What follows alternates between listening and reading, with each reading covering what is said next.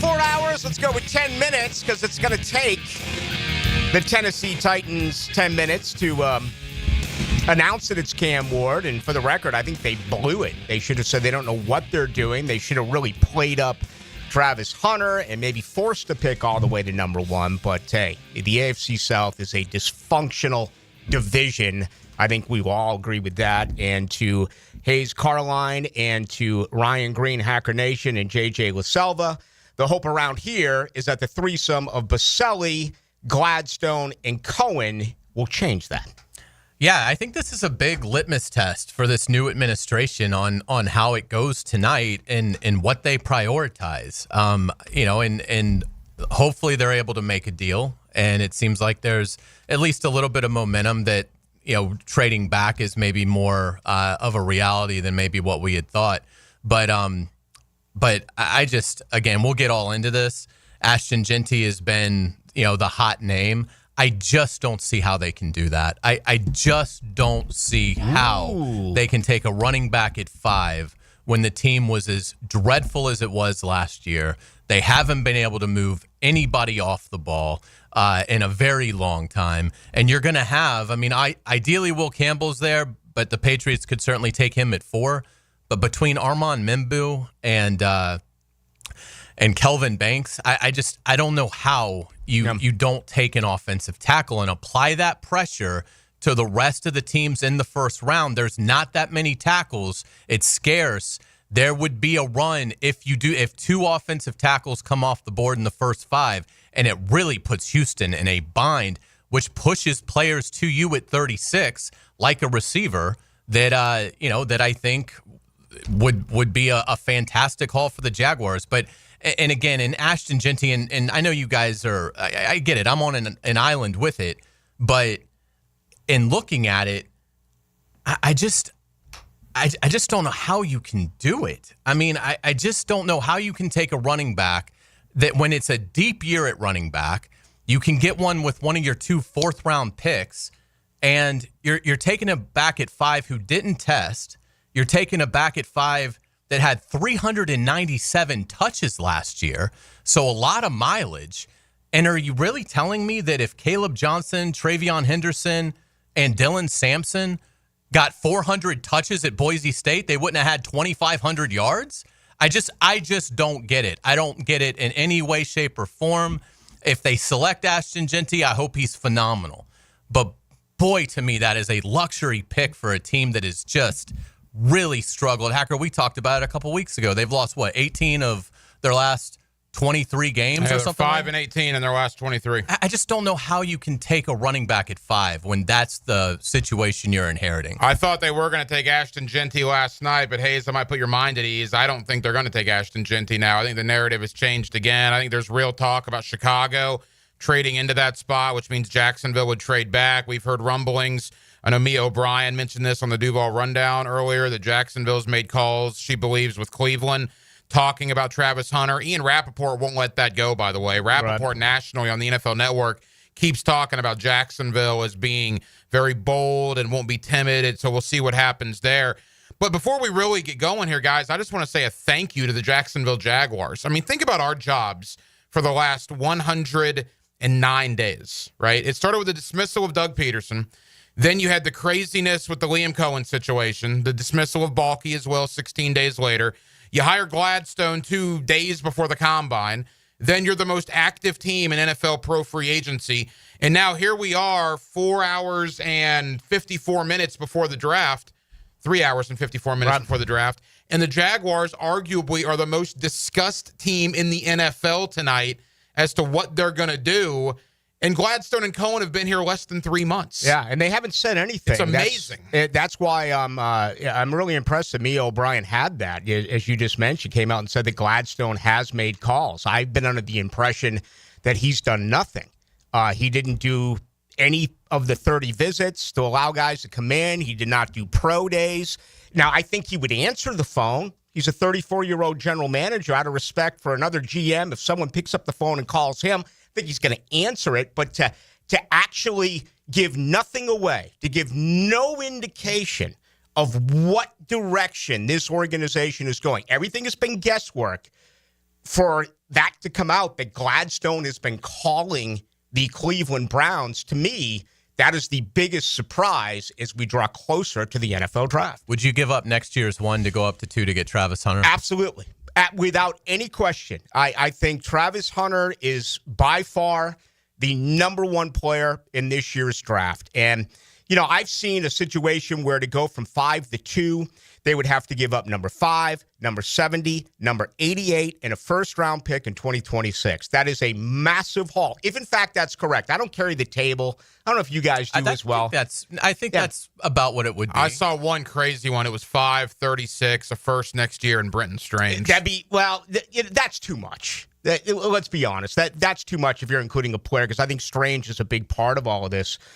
But if I had my say, it would be to go to number 2 with Cleveland and just come right out. And it was explained this way. I think it might have been Rappaport, but that's what Les Snead did. Les Snead, trades he made to get Jalen, trades he made to get Matt Stafford, everything else he put in, and then they totally changed their philosophy after winning a Super Bowl. I would give it up to get Travis Hunter. Let me ask you this. All right, so you guys, Hayes, let me ask, would you do the Travis Hunter deal? I'm not giving up next year's 1. I'm not either. And my thought on this, Travis Hunter is a terrific football player. Yes. I much rather trade, if I have the choice of trading back to 10 with Chicago or trading to 2 to Cleveland to get Travis Hunter, I'm going to go to 10. I did one of those mock drafts on Pro Football Network, right? I'm not opposed to that either, by the way. Okay. That's my second option. Yeah, before drafting a player. So go to 2, or if not, go to 10. So on this mock draft, again, it is what it is. And people will say, well, that person's not there. Well, they were here on this mock draft, which is why I took them. At 10, I got Tedroa McMillan, the wide receiver from Arizona. At 36, I got Kenneth Grant, the defensive tackle from Michigan. And at 39, I got Amari and Hampton, the running back from North Carolina. If you give me McMillan, Grant, and Hampton, and I keep next year's 1, or you give me Travis Hunter, I'm taking the former and absolutely not the latter in that situation. Well, you get more of a haul. You do the exact opposite. You have an opportunity to get 3 really good football players. You can address the offensive line. You can address the defensive line. You could probably get, Ted McMillan at number 10. The other way is more of a gamble. I think it sets the stone, it puts this organization in a totally different frame of mind by trading up, because they believe this is by far the best player in the draft, and they cannot afford to let him get away. Vegas is typically right, and this thing has totally switched in the last 24 hours. Now Hard Rock Cafe has the Bears as the favorite to get Genty at minus 200. You got to spend $200 in order to get 100. So I think the question is, are they trading the number 4 to New England, or are they trading to number 5 with the Jaguars? And it's a great point, because that's sort of the Jaguars are certainly the wild card, and to Hacker's point, the team that really nobody seems to have a handle on. But as we get closer to it, the whole New England is definitely taking Will Campbell belief seems to be shaking a little bit because of, look, New England needs to trade back too. I mean, they've got nothing. They've got a terrible roster. They've got their quarterback, but they've got very little else beyond that. And so for New England, if they could trade to 10 and pick up some massive capital from Chicago, 39 or 41. Yeah, I mean, it'd be hard, I think, and for Vrabel and company to pass on that. So so that could be Genty to the Bears at 4, but then that becomes, I think, a home run for the Jaguars, because then you're sitting there at 5 and you've got Will Campbell staring you right in the face. Mm-hmm. And I would be ecstatic. To me, that is about as good as this night could go if the Jaguars could somehow get Will Campbell at 5. I'm with you there over Mason Graham. I've been about addressing offense for the last 3 months, whether it's offensive line, wide receiver, and now Genty at running back. They have to address offense with their first-round pick. Mark the clock. It took 11 minutes for one of us to mention Mason Graham. For weeks and months it's on amazing. End, it was Mason Graham, Mason Graham, Mason Graham. Now, here's my question. Was that something that we manufactured in the media and the fan base manufactured because of us, so there was no genuine interest at the Miller Electric Center? Is there still interest down there, and maybe that's just cooling? Or is this whole thing a big ruse, and they're going to go to the podium tonight, and Roger Goodell's going to say, the Jaguars select Mason Graham, defensive tackle from Michigan? I think it's been brilliant by this new, administration that they've left they've let nothing out. Nothing at all. And I'll tell you who don't like that. The draft analysts that I've talked to are not big fans of that. But you know what? To me, this is so exciting. I mean, even 5 years ago when everyone knew that Trevor Lawrence was going to be the number one pick, the Tebow camp right around now let out the story that he was coming back as a tight end, and it was incredibly selfish by that family. But, they tried to take away the moment from Trevor Lawrence. This is a different situation where no one really knows what this football team is going to do. And you can say, yeah, you've heard this or you've heard that or someone said this or said that, but we still don't know. Let me add one key element to this, though, because you guys both disagree with the Hunter situation because of a future first-round pick.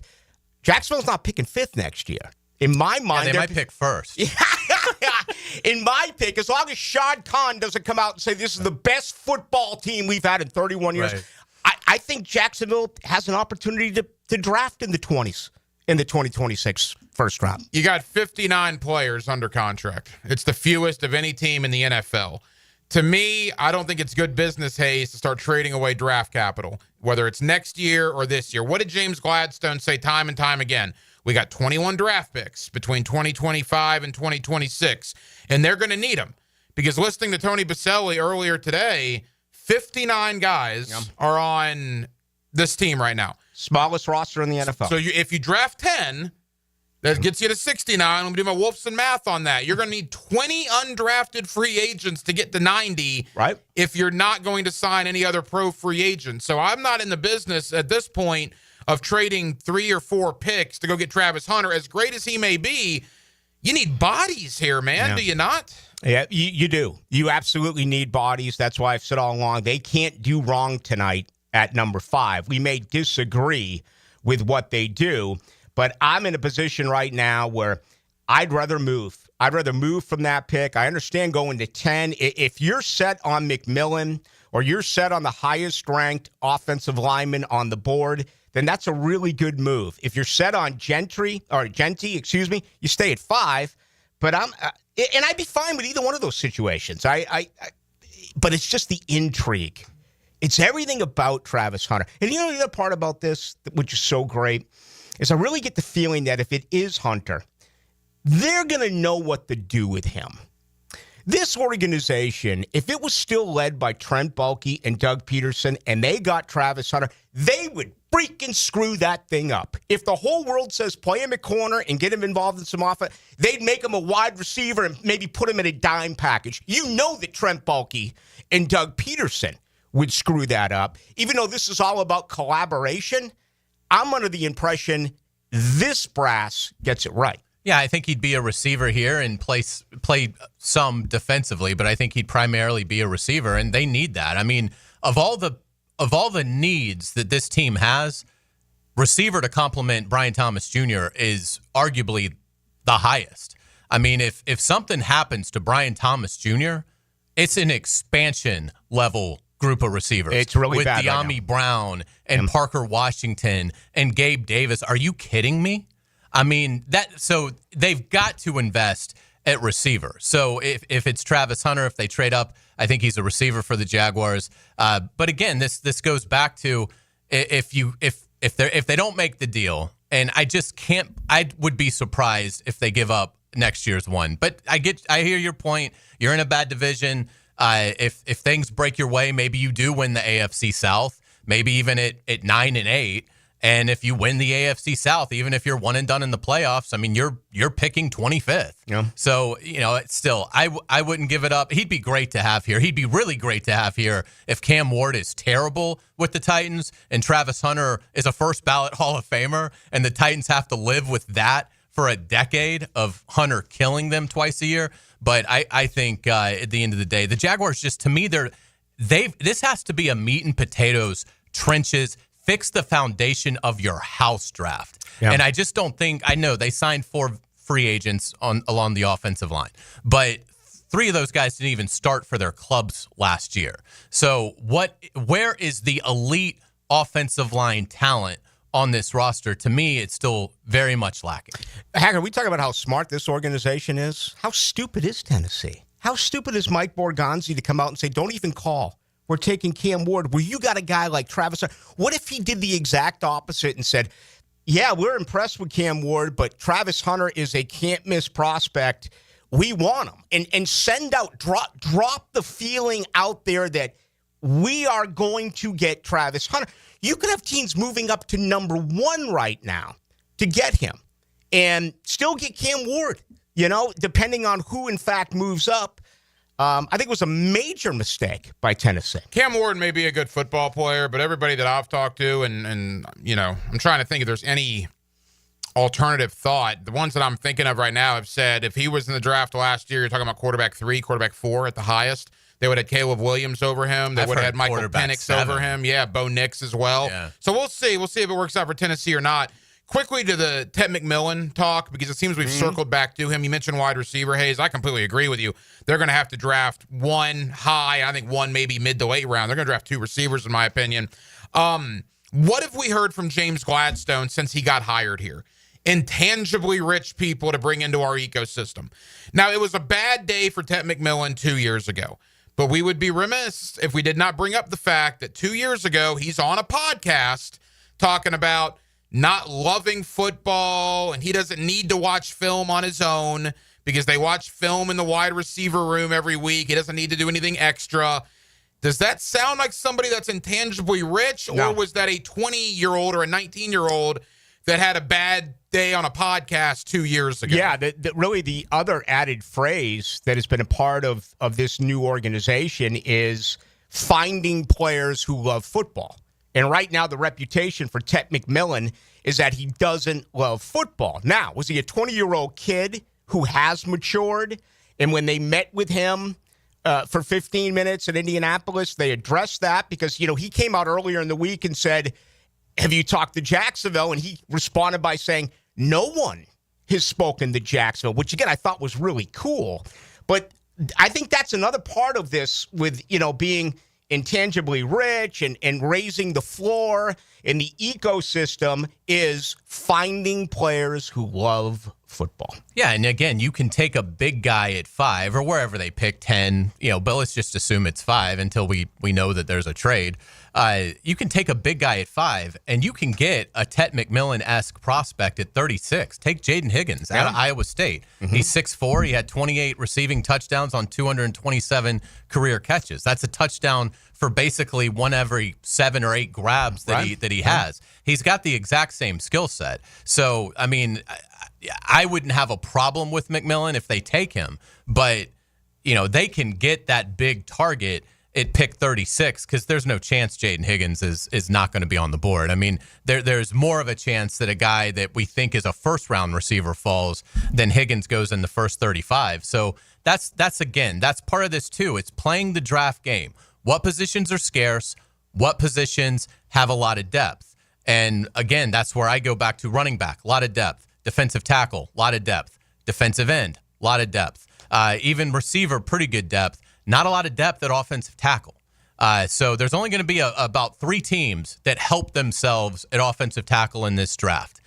You'd like to be one of them. Yeah, no doubt. Unless there's a major miss. And this look at last year. They traded down and got Brian Thomas Jr. at number 23. And, if they were to redraft last year's class, he may be a top 5 pick. 3 wide receivers went before Brian Thomas Jr. I mean, it's not a perfect science, but I'll tell you what. It is absolutely exciting. All right, we got a lot to do. We're just barely underway. My name is Rick Ballou alongside Hayes Carline and Ryan Green, the hacker. Hayes with you every day, 4 to 6. I come on 6 to 8, Hacker Nation 8 to 10.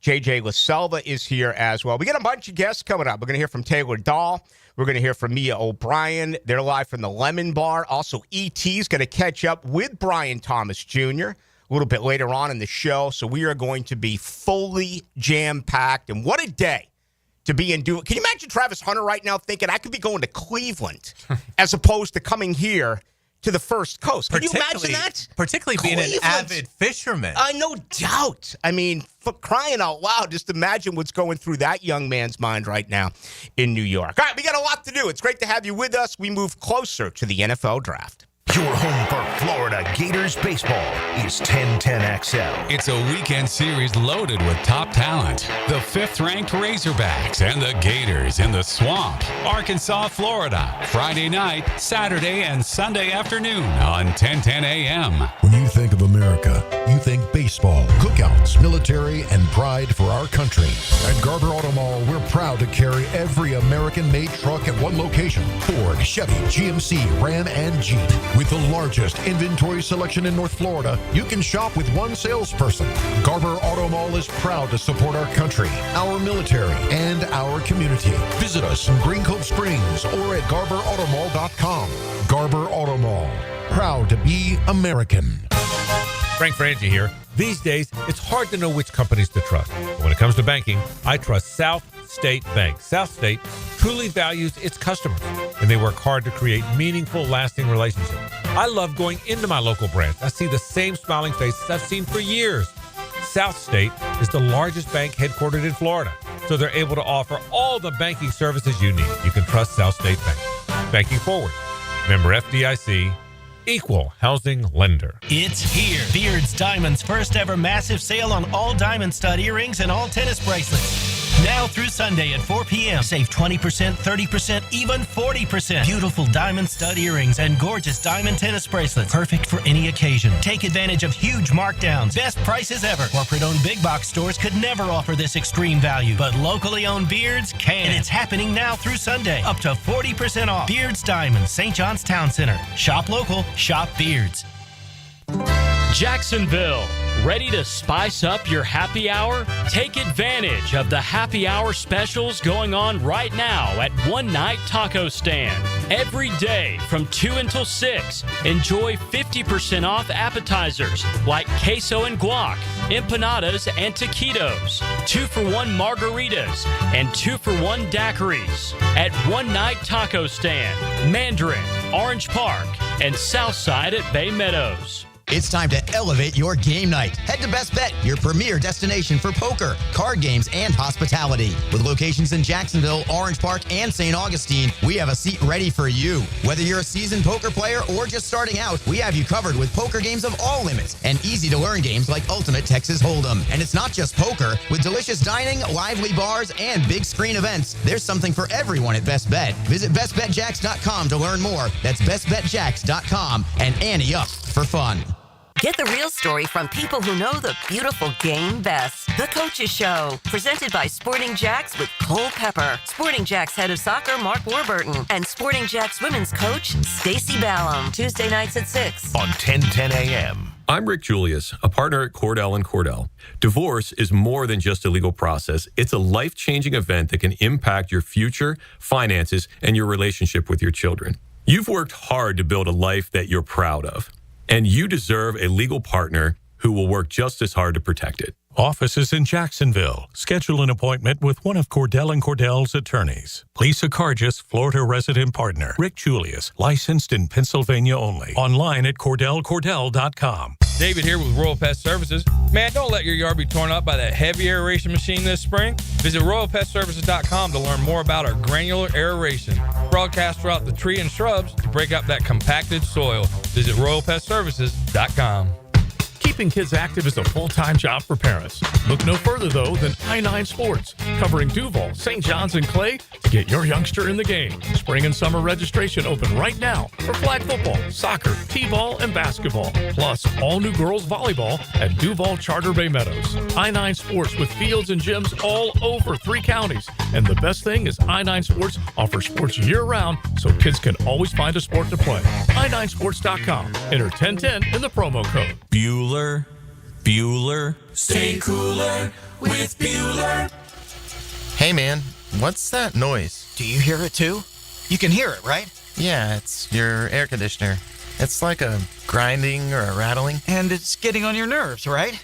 Like it's eating at your brain and you can't think straight? But it just keeps grinding and squeaking and taunting and nagging. You're not good enough. You're a failure. Why can't you be more like your sister, the lawyer? Yeah, I don't hear that last part so much. Yeah, but it's not cool, right, Jason? It could definitely be cooler.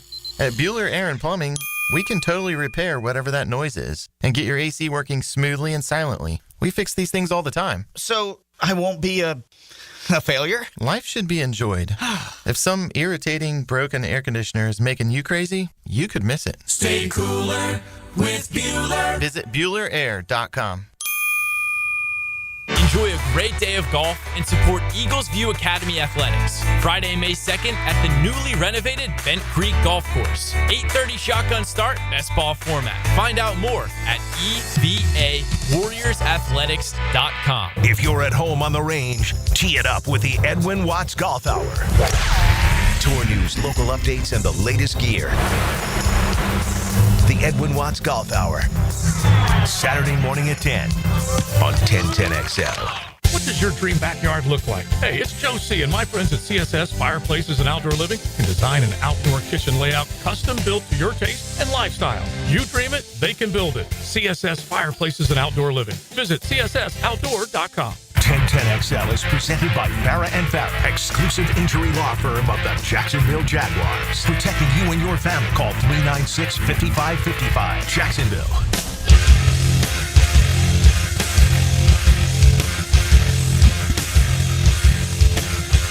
That's good to have you with us. I am Rick Ballou alongside Ryan Green and Hacker Nation. We've got 1010XL and 92.5 FM personalities all throughout Duval, and that includes the beach. Let's check in right now with Taylor Dahl and Mia O'Brien. They are at the Lemon Bar. Ladies, how are you? Hello, we are great, Rick. Honestly, I wish you were out here, though, because I know you'd be enjoying some cocktails with me. Well, I got another 3 hours of work, but who knows about 7 o'clock. So give us the vibe. What's going on there? Where to begin?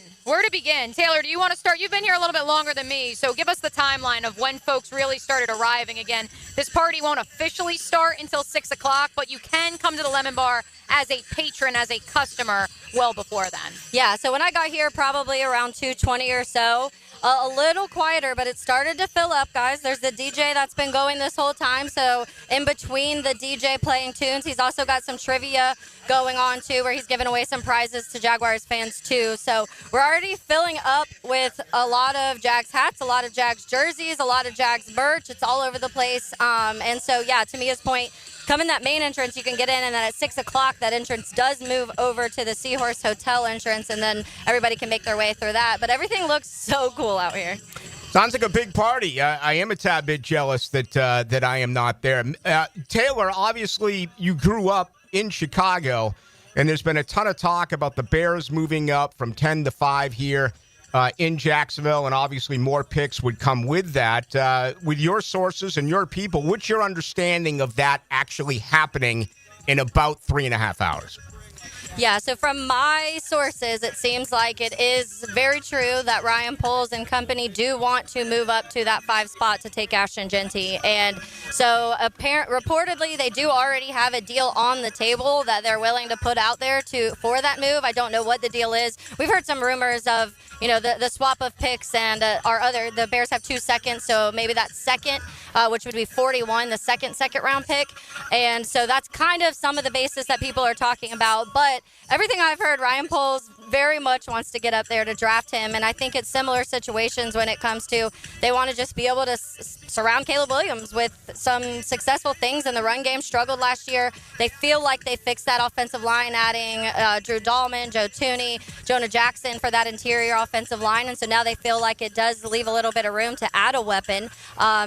With that all being said, we saw a similar situation last year, Rick, when Ryan Poles wanted to move up to draft Rome Odunze, and Ian Cunningham, who we're familiar with here because he did interview for that Jags GM job, he told Ryan Poles to be a little patient, said step back a little bit, be patient, let the board fall to you. So they did not trade up. They still ended up getting Rome Odunze. So it will be fascinating to me to see if Ian Cunningham doesn't talk him off the ledge to move up again. Seems like the Bears are involved in some collaboration as well. Taylor, thank you. Mia, thank you. We'll check back with you at the Lemon Bar a little bit later on in the program, and obviously the party has already begun there. You know what's great about all this is, and Hacker, you mentioned it at the beginning, Peterson was fired on Black Monday, but for 16 days here, it was the freaking Walking Dead. Mm-hmm. It was. There was no pulse in this city. Organs were not working. And it's like, how can this organization hang on to Trent Baalke? And then you fire him. And it's almost as if the 4-13 season never happened. You bump in the Jaguar fans, they got a smile from ear to ear. They're anticipating a positive change. That's hard after winning only 4 games. Without a doubt. I mean, it's been a breath of fresh air. And I think, Hacker, it started with the Baselli hire as EVP because you have somebody who has seen all the failures. He knows exactly what has gone wrong here and what needs to be fixed. You could legit argue the Jaguars have had the most interesting offseason in the National Football League, from being the most active team in free agency to, look, the Liam Cohen stuff was fascinating. Let's be honest. Yeah. We don't talk a lot about it now, but there was a 36-hour window there where you're thinking this is reality television, what's going on with the whole Tampa Bay situation. You hire Gladstone 72 hours before the combine, and now here we are 3 hours plus before the draft, and seemingly everybody's talking about Jacksonville again.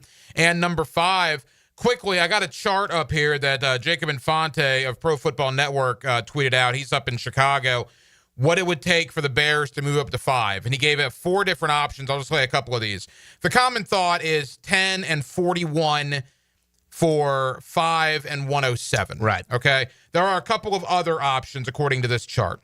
You could do number 5 and 107 to Chicago. In exchange, the Bears would send you 10, 72, and a second rounder in 2026. Man, that's tempting as well, but I think I would say no at this point. You could also do 10, 39, and 148 plus a third rounder for Chicago, from Chicago next year for Jacksonville to give 5 and 70, which I don't think they're going to do that. But again, you would get a third rounder, 10, 39, and 148. So there's a different couple scenarios, but the bottom line is the one that everybody's talking about is 10. I would want 39. If Chicago's offering 41, I would balk at that. I'd say I'm getting 39. I want the pick earlier. 10, 39, and 148 for 5 and 107 is the deal that everybody's talking about. And if you do that, you have 10, 36, and 39. You're getting 3 picks in the top 39. And I think in a draft that is short on great, but really long on good. Mm-hmm. So, I mean, that would be, talk about controlling Friday.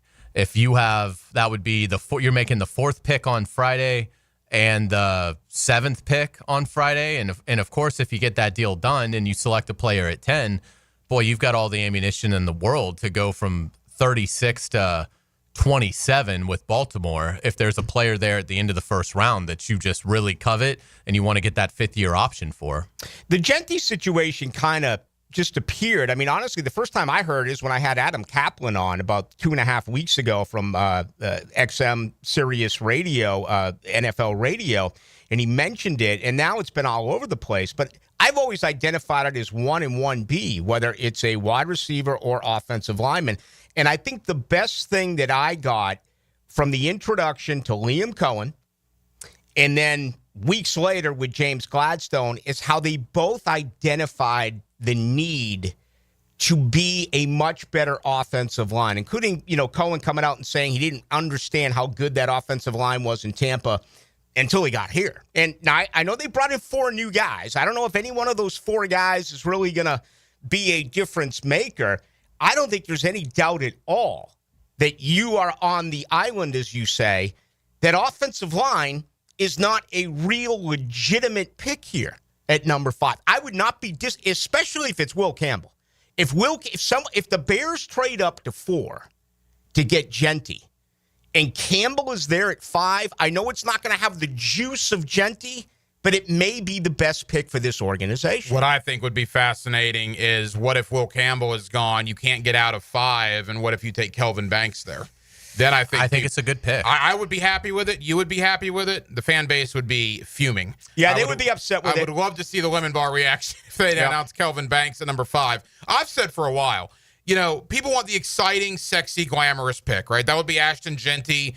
That would, I guess, be McMillan if you trade back the wide receiver, the running back. I'd rather be bored in April and win games in September, October, and November than be excited in April and deal with the nonsense that we've put up with in the fall for the better part of the last decade and a half. Right. Offensive line, or even Mason Graham, would not be a sexy, glamorous selection tonight, but I'm still hoping they do that. I just don't think they're going to do that. To me, there's too much noise about Genty and McMillan at this point. Well, really the only downside that I can see with Genty is his position.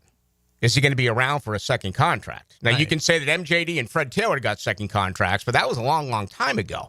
I mean, history says if you draft Graham, if you draft Campbell, if you move up and you draft Hunter, their life expectancy in Jacksonville is going to be a lot longer than a running back. And you pointed it out earlier, especially a running back who's had more than 300 touches the way he has the last couple of years at Boise State. Yeah, just this final year at Boise State, Ashton Genty had 397 offensive touches.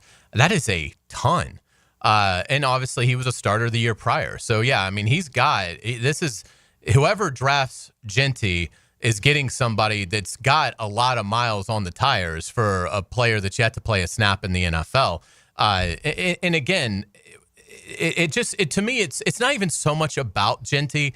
It's just the idea of, to me, Ashton Genty is the equivalent of like buying a house and you get wrapped up in how beautiful the kitchen looks.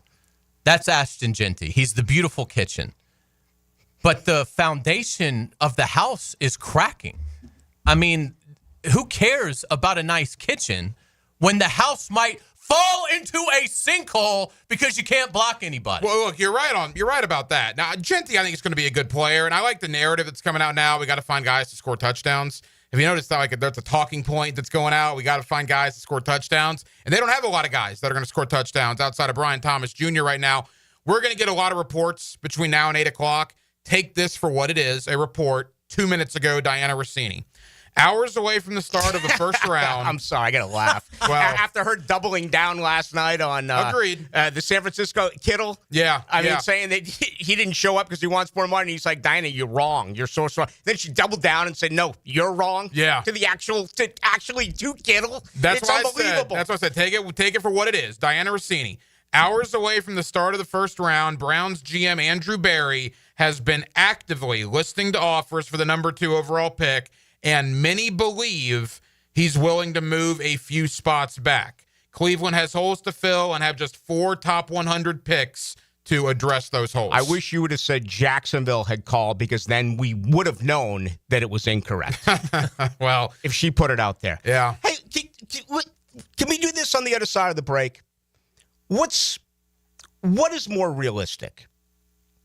A running back, a great running back like Genty, can make a below average to possibly average offensive line better, or a dominant offensive line where you can be that much better with what you got in Tank Bigsby and Travis Etienne? I think we all agree that Liam Cohen is going to want to back later this year in the draft. Let's come back and talk about that, because I think that's fascinating. It really is, because there's 2 totally different schools of thought here. And I just find it fascinating. So we'll do that on the other side. It's good to have you with us. He is Ryan Green. JJ LaSelva is here producing the program. Of course, Hacker Nation with you each and every night from 8 to 10. Hayes Carline on now every day, 4 to 6. And my name is Rick Ballou, typically with you 6 to 8. You know Dan Hicken. You know him? Doesn't everybody know him? And you know Jeff Prosser. So you're telling me there's a chance? Mornings on the Drill. Yeah! On 1010XL. They are a laugh riot. Hi, folks. I'm Frank Frangie. If you have a sweet tooth like me, the sweetest desserts in town come from Spoonful Bakery. Spoonful is an online bakery. They deliver boxes of assorted desserts right to your home or office. They're so good, and they make for great gifts for friends or clients. And if you want custom orders, wedding cakes or birthday cakes, or catered desserts for an event, they are the best. Log on to spoonful-bakery.com or call them at 904-515-4984. That's Spoonful Bakery for the sweetest desserts in town. Are you ready to step up to luxury? Check out the power of our exciting 2025 lineup, including the Lyric, IQ, Optique, and the stunning Vistique. With over 15 electric Cadillacs in stock and more on the way, it's the perfect time to trade in your Tesla and embrace luxury with a twist. At Randy Marion, there are no tariffs. So visit Randy Marion Cadillac on Southside Boulevard, Jacksonville, and see why our electric lineup turns heads. Don't miss out. Drive Cadillac, electric or gas. We have both. Plus tax tag Title 999 admin fee and resist all on approved credit. I'm Julie Harrell. I grew up here in Jacksonville and have seen our city grow as well as the number of car crashes. If you need help after a crash, choose a law firm with an actual office here. Lawyers you can meet with face-to-face and who specialize in personal injury. At Harrell & Harrell, we've been here for nearly 40 years, developing relationships with local doctors, law enforcement, helping people just like you. If you've been injured in a crash, call Harrell & Harrell. Offices, Jacksonville. When it comes to your utility bill, JEA wants to help you use less so you can save more. We offer a variety of free programs, like efficiency and irrigation assessments that'll teach you ways to conserve energy and water around your home. Our alerts will let you know when your utility usage has reached a set amount, and our rebates can help you save when upgrading to more efficient appliances and equipment. Find even more ways to save at JEA.com. He thinks he knows what he's talking about. Of course. Find out if he does. Is there anything else we need to know? Catch CBS Sports senior NFL writer Pete Prisco every Friday afternoon on The Franchi Show. Brought to you by Showtime Sports Cards and Collectibles. Prosser here. It's a great time to sell your home, and I got just the people to sell it for you. Spring selling season is here. Rates are down. Activity's up. Now's the best time in years to sell your home. Some homes are sitting on the market, though. Hiring an expert who can maximize your equity and minimize your hassle, that's the key. And I've been telling you who those experts are. Are you listening? I recommend Chad and Sandy Newman. Go to chadandsandy.com, the local real estate experts you can trust with the sale of your home. No required costly repairs. Pick your move date. There are no long-term contracts, and you can cancel at any time. So whatever problems you think you have, I've got you this promise. Chad and Sandy guarantee your home sold at an agreed-upon price and deadline, or they will buy it. There you go. Simple as that. Christopher on Anastasia Island. My home was too big for my needs. I wanted someplace smaller and easier to manage. I got multiple offers and sold in 3 days with Chad and Sandy. You can too at chadandsandy.com or 904-414-6200. Work Zone Awareness Week is a reminder to prioritize safety every time you drive. Road workers are out there improving Florida's highways, and they depend on you to slow down and stay alert. Speeding and distractions put lives at risk, yours and theirs. Let's work together to protect everyone on the road. Remember, when you see orange cones, safety comes first. This is a message brought to you by the Florida Department of Transportation. Hey, Hicken here, or just call me Dreamfinders Danny. For a limited time to ring in the new year, Dreamfinders Homes is offering an amazing 4.99% fixed interest rate. Now's your chance to lock down that rate and get in the game. You heard me right. It's 4.99 fixed interest rate on select move-in ready homes. Visit dreamfindershomes.com for sales event information and get in the game. Interest rate available on select move-in ready homes. Restrictions and limitations apply. Go to dreamfindershomes.com for more details. Mia here. You know, people typically start and end their day by visiting their closet. So shouldn't that space feel calm, organized, like a little moment of luxury? That's why I chose Closets by Design. They specialize in custom solutions for every lifestyle and budget. Call them this week to schedule your free in-home consultation and get 40% off plus another 15% off and free installation. Don't wait for mom to do it. Call now at 1-800-293-3744 or visit closetsbydesign.com. Jacksonville's summer heat is coming in fast. Is your AC ready to handle it? Or will it quit on you on the hottest day of the year, leaving you sweating and stuck with a huge repair bill? Duck Air Conditioning is here to save the day with a free AC system inspection. Our expert techs will make recommendations to ensure your AC system is running in tip-top shape before the heat arrives. Call now, 904-862-6769. Duck Air Conditioning, duckac.com. Any required repairs are not included in the inspection. I'm with Greg from Cycles of Jacksonville. I always brag on what you guys have on-road and off-road. But Greg, tell everybody about what's happening on the water, because you got loads of opportunity. We do. We've got lots of boats in stock. We got the Honda 19-foot Fisher Runabout. We've got the Coach pontoons, all of them with that legendary Honda motor and legendary Honda reliability, which you always want when you're out on the water. You could be cruising along the Intercoastal or out on the ocean, but check it out. Facebook page ready for all of you to see, Cycles of Jacksonville, or their showroom on Atlantic near Regency. 1010XL is presented by Farrah & Farrah, exclusive injury law firm of the Jacksonville Jaguars. Protecting you and your family. Call 396-5555. Jacksonville.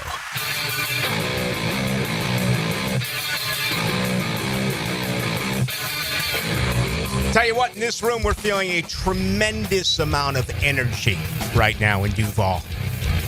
I mean, to be you, to be a fan, just out there doing whatever it is that you need to do to get to 8 o'clock tonight. We're going to keep you till 7, then we'll switch over to the Jaguars Radio Network. They'll take you through the entire first round.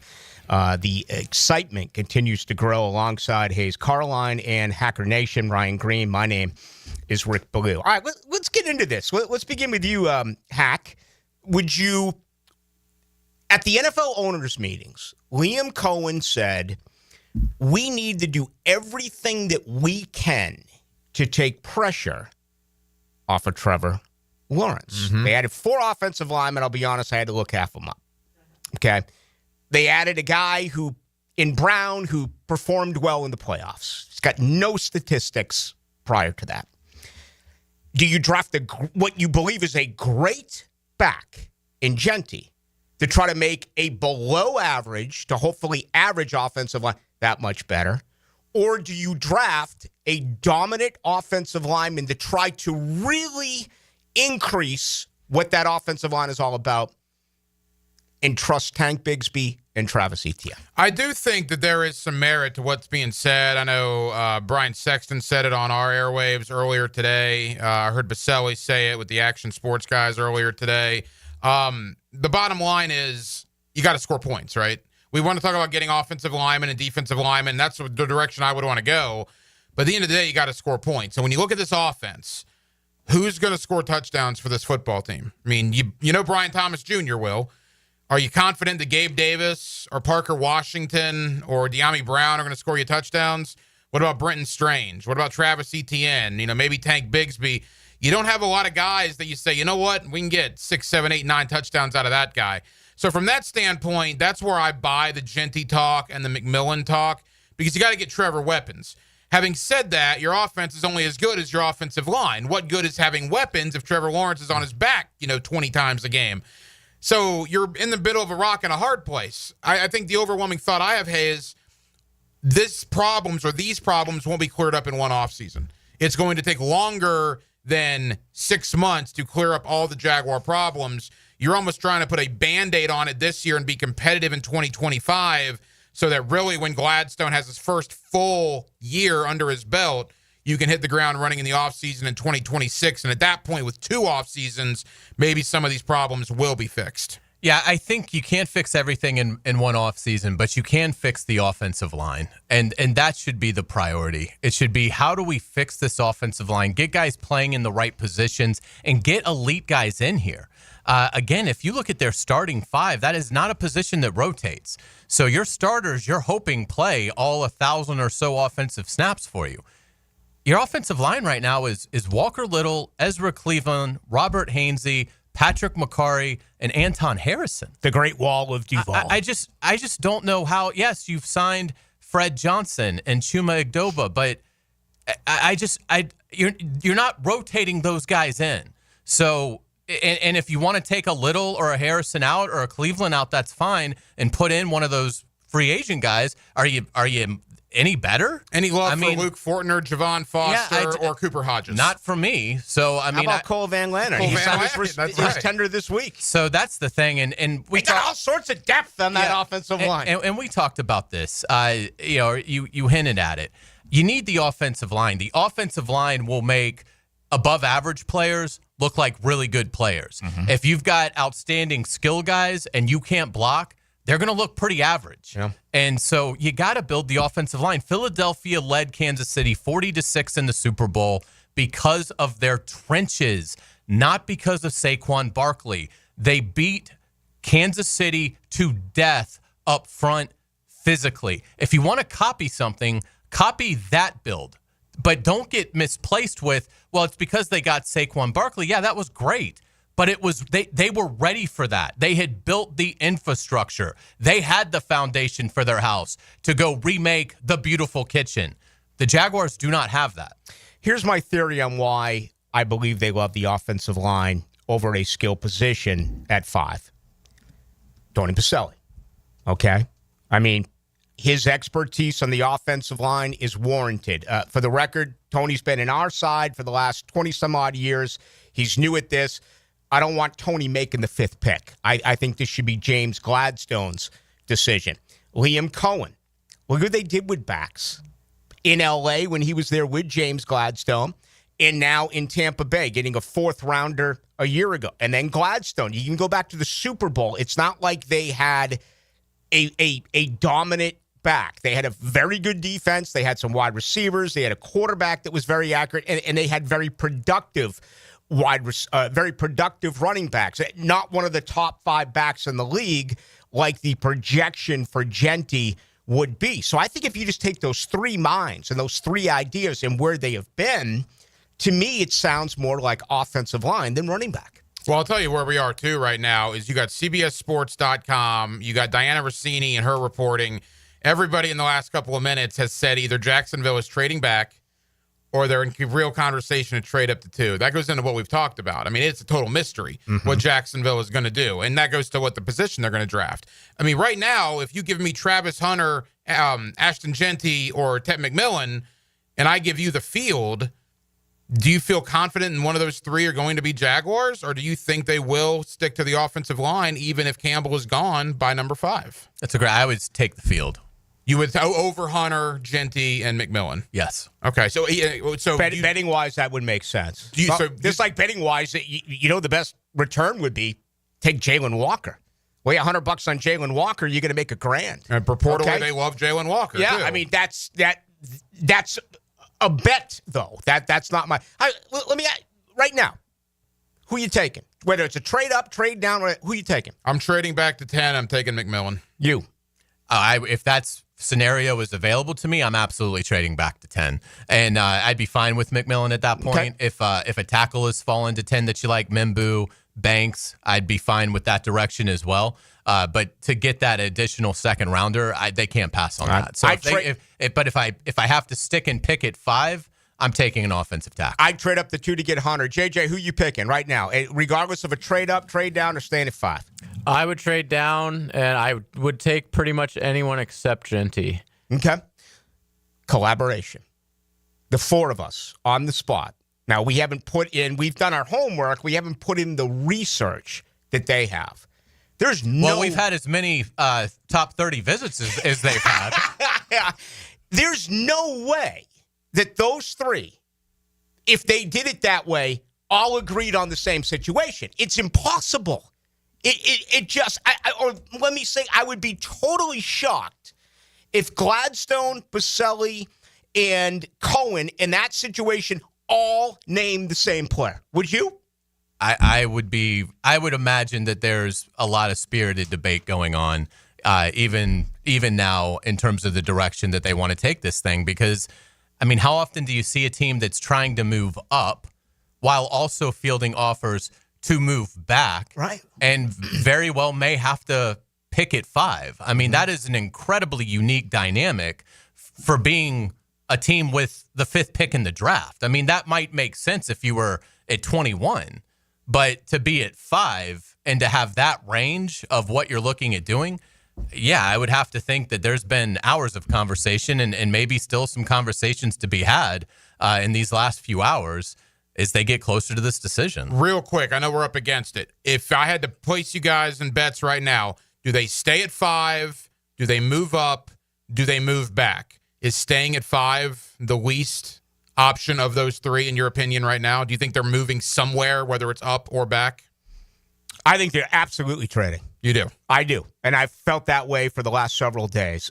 My wish is up, but as I said earlier, if they move back to 10 with Chicago, I'm okay with that. Yeah, I would rank the move to Chicago 1, the move up to Cleveland 2, staying at 5-3.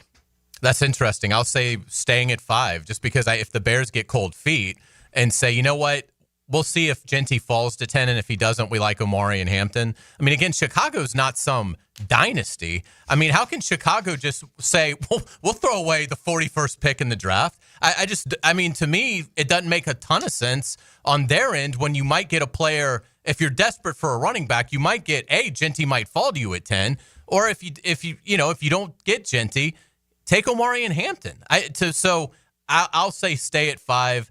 because I don't think they're going to give up what it's going to take to get to 2. And who knows, maybe Chicago gets cold feet like they did last year, as Taylor Dahl pointed out. What are you doing? I would be surprised if they stay at 5. I think of the 3, trade up, trade back, stay at 5. I would be surprised if they stay at 5. Heading towards 5 o'clock. We'll get ready for our second hour as we continue to preview the NFL draft. As of right now, the Jaguars select 5. That should be sometime around, 8:40 or so tonight. And, of course, we'll have that coverage for you as well right here on your home of the Jags, 92.5 FM, and, of course, 1010 XL. FSU through and through.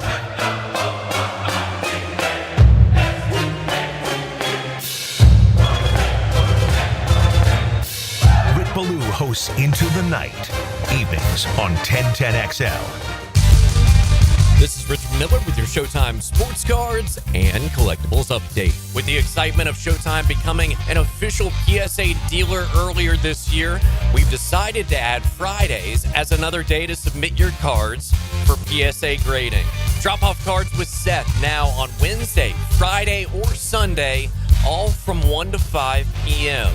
It's Showtime, Sports Cards and Collectibles.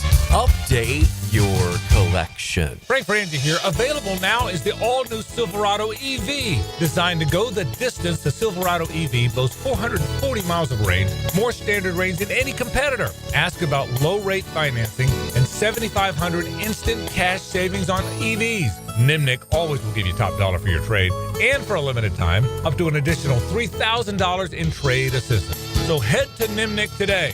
Who's got more new Silverados at the best prices? Nobody but Nimnik. Chevrolet, together let's drive. If you're tired of weekend projects turning into weekend disasters, you're not alone.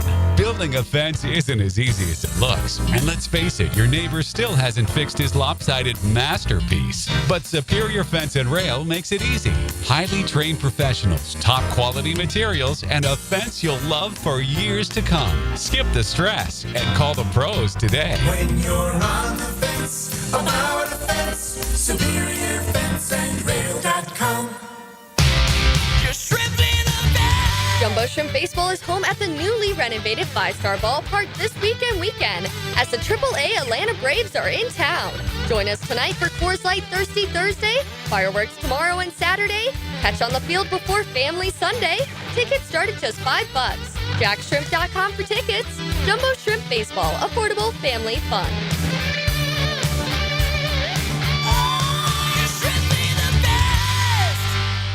When it comes to my opinion, I love dropping the hammer. I'm Hayes Carlyon. Listen for Hammer Time with Hayes, weekdays on The Frangie Show. Hammer Time with Hayes, driven by Southside Kia. Online at SouthsideKiaJacks.com. The restaurant of the day is the Great Greek Mediterranean Grill. Get a Greek Feast family combo meal tray with chicken skewers, gyro meat, gulmades, and more. Feed 4 to 6 people for just $49.95. Feed 8 to 10 for just $99.95. The Great Greek Mediterranean Grill. This is Mike Lynch, PGA golf professional. Take it from me. If you're dealing with an orthopedic issue, talk to the doctors at Southeast Orthopedic Specialists, where you're treated like a pro. This is Dr. Kevin Murphy with Southeast Orthopedic Specialists, where athletes are treated like pros. Thanks to all of you who have allowed us to be part of your recovery. Call us at Southeast Orthopedic Specialists if you ever have a need. Relieve pain and get back to life. Southeast Orthopedic Specialists. Looking for a great place to enjoy some craft creations and soak up some scenery? Fernandina's Mocama Beer Company is a must-see and must-try. Nassau County knows it. Visitors need to find out about it. Mocama means near the big water where the sun is born. And if you visit their tap room in Fernandina Beach, you'll see how they've mastered equal parts precision and art in creating great flavors from IPAs to Pilsners, lagers, and sours, plus plenty more. Mocama.com, Mocama Beer Company. Start an adventure and find them in Fernandina. Are you struggling with hair loss?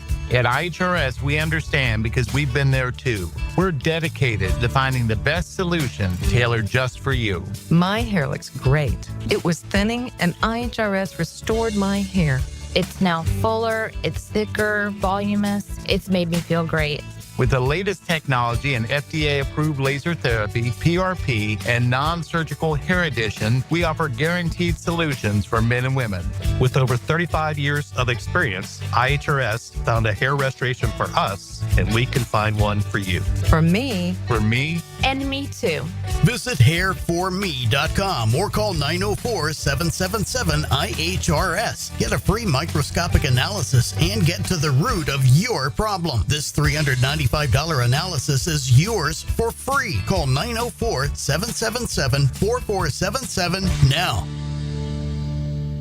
Home of the Jaguars. WJXL AM Jacksonville Beach. WJXL FM Jacksonville Beach. Your home is more than walls and a roof. It's where you breathe, drink, and power through life. At Donovan Air Electric and Plumbing, we're here to keep it all running smoothly. From clean, cool air to clean water, reliable power to expert plumbing, we do it all. For over 35 years, families have trusted Donovan to make their homes healthier, safer, and more comfortable. Call Donovan Air Electric and Plumbing today. 904-270-COOL, where health meets home. DUI, BUI, don't stress. Call me Malcolm Anthony at 285-4LAW. That's 285-4LAW for Malcolm Anthony. It's here. Beard's Diamond's first ever massive sale on all diamond stud earrings and all tennis bracelets. Now through Sunday at 4 p.m. Save 20%, 30%, even 40%. Beautiful diamond stud earrings and gorgeous diamond tennis bracelets. Perfect for any occasion. Take advantage of huge markdowns. Best prices ever. Corporate-owned big box stores could never offer this extreme value, but locally owned Beards can. And it's happening now through Sunday. Up to 40% off. Beards Diamond, St. John's Town Center. Shop local, shop Beards. I'm Max Fink with your 1010XL Southeast Orthopedic Specialist local sports update brought to you by Riddle Wellness. We currently have two Florida vs. Florida hockey series going down in the Sunshine State. Beginning here in Jacksonville, the Icemen will take on the Florida Everblades in Game 4 of the first round of the ECHL playoffs.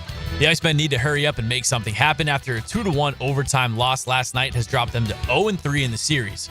They'll be at home again tonight with puck drop at 7. Hoping the home crowd is able to spark a comeback run, allowing them to advance in the Kelly Cup playoffs. In the NHL, Game 2 of the Panthers vs. Lightning series begins at 6:30. The defending champion Panthers came out red hot in Game 1 with a dominant 6-2 victory to open up the Battle of the Sunshine State. Expect a motivated Lightning squad in tonight's game to look for some redemption to make it a series. It's 81 degrees at 5:03. Time and temp brought to you by Bueller Air and Plumbing. Stay cooler with Bueller. 1010XL is presented by Farah & Farah, exclusive injury law firm of the Jacksonville Jaguars. Protecting you and your family. Call 396-5555. Jacksonville.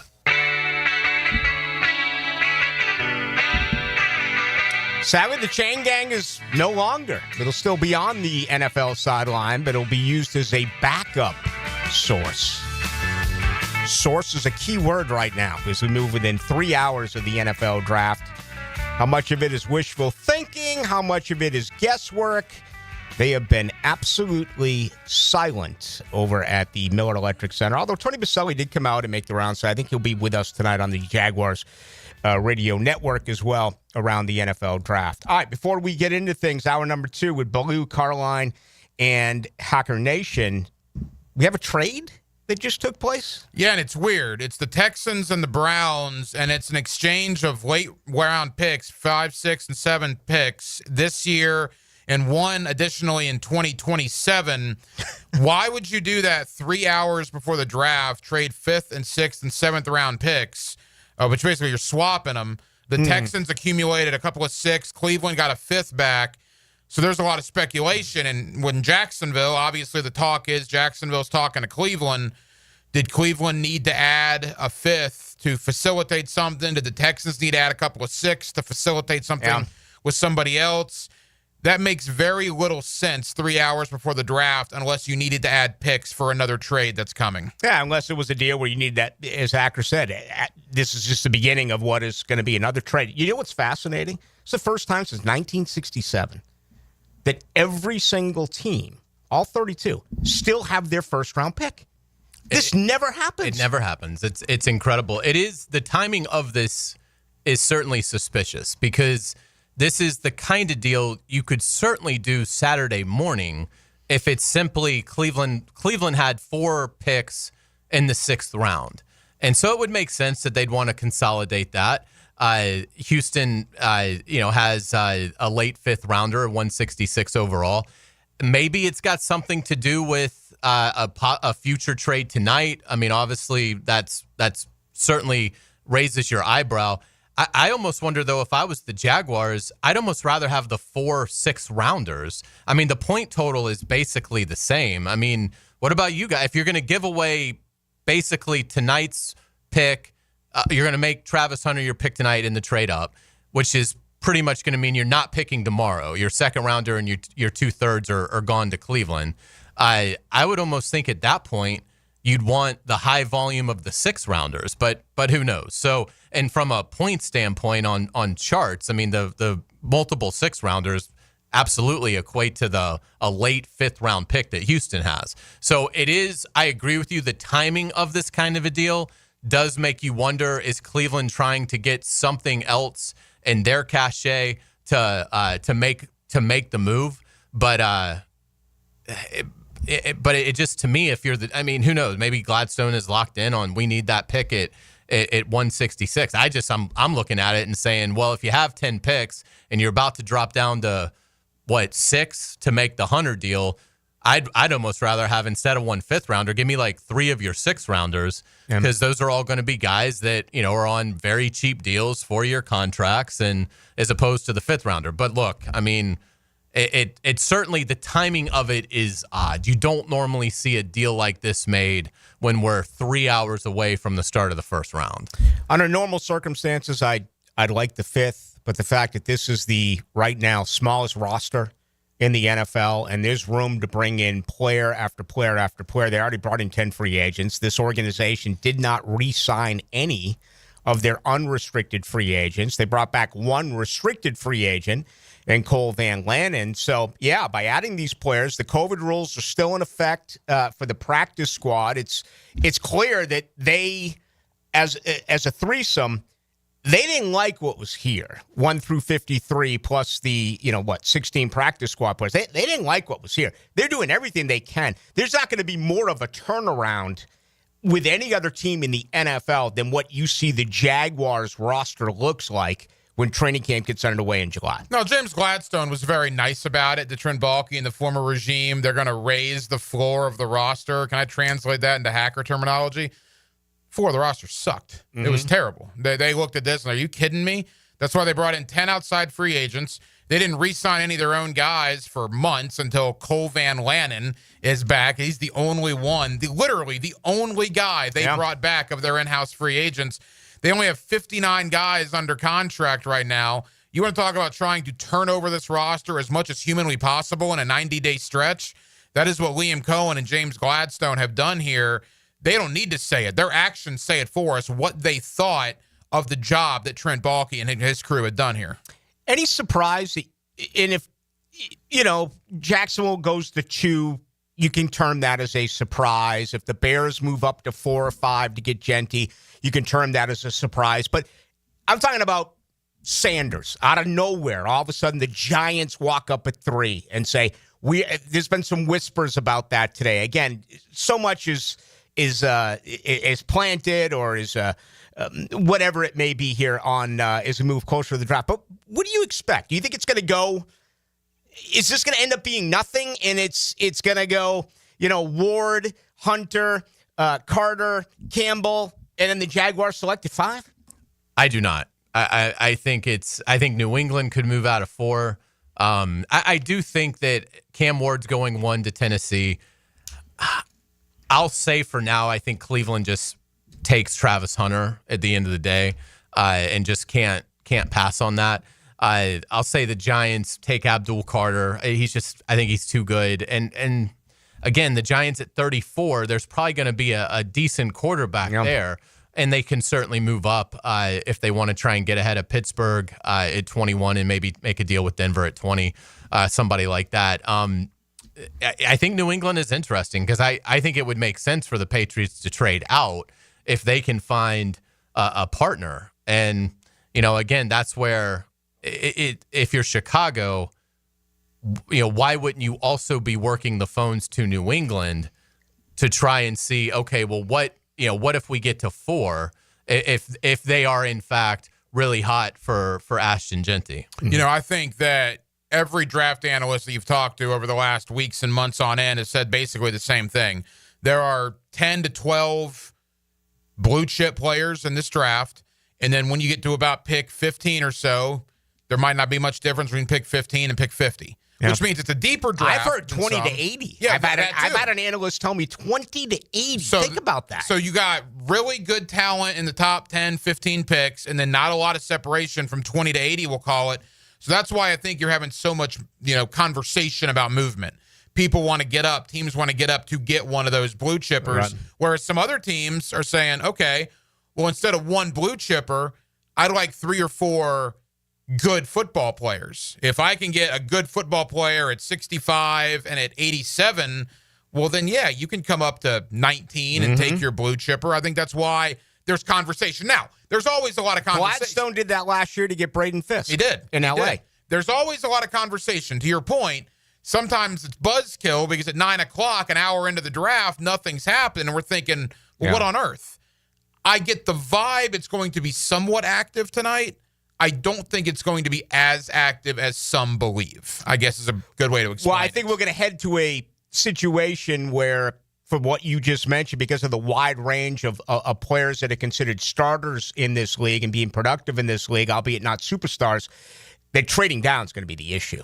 You know what I mean? Everyone's going to want to trade down. Who's willing to say, okay, we'll trade up? And I'm obviously talking about once we get through the top 10 as you look at the Bears. And, we've heard Dallas, we've heard Denver possibly moving up. But I think there's plenty of teams that are like, sure, we'll trade down. How many are going to trade up? Well, and that's the thing, because all these GMs are aware of a basic fact, which is that 60% of the players that are selected tonight will be the wrong pick. Oh, no doubt. They won't be able to walk and chew gum at this level. The gap between college football, even elite college football, and the NFL is gargantuan. And so that, and so that. So to give up 3 or 4 picks to go get one guy, look, I think Travis Hunter will be a sensational player, but there's no guarantee of that. There certainly isn't with Ashton Genty. And so, yeah, I mean, I think that's as you're getting closer to actually making the trade to go up and you're giving away those resources, I think that has to go through your mind. Look at the history of the first round. It is littered with way more busts than great players.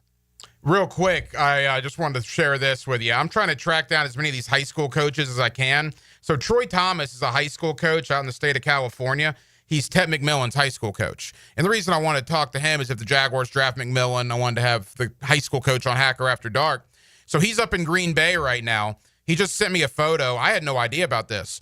Apparently Mason Graham and Ted McMillan were high school teammates. Wow. Because he coached Mason Graham as well. He sent me a photo. Coach is in the middle, McMillan on one side, Graham is in the other. This is in the draft green room earlier today as they're getting ready. And so Coach texts me and he says, any idea if the Jaguars are high on McMillan? So what should I tell him to give Tet some information? Yeah. Right. They're live in Green Bay. Should I say, well, yeah, Coach, I think as a matter of fact, they probably are high on McMillan. Why don't you ask him, does Tet love football? Oh, there you go. I might do that. All right. Today's show brought to you by the good folks over at Alexander Law Practice. Rick Alexander is a former prosecutor. He's been representing those injured in car crashes and other accidents for quite some people. But, you look at the carelessness involved of others when it comes to car accidents. He's been doing this since 1998. Alexander Law Practice, they have made it their mission to fight for you for the best possible result. Again, more than 30 years. And let me add this.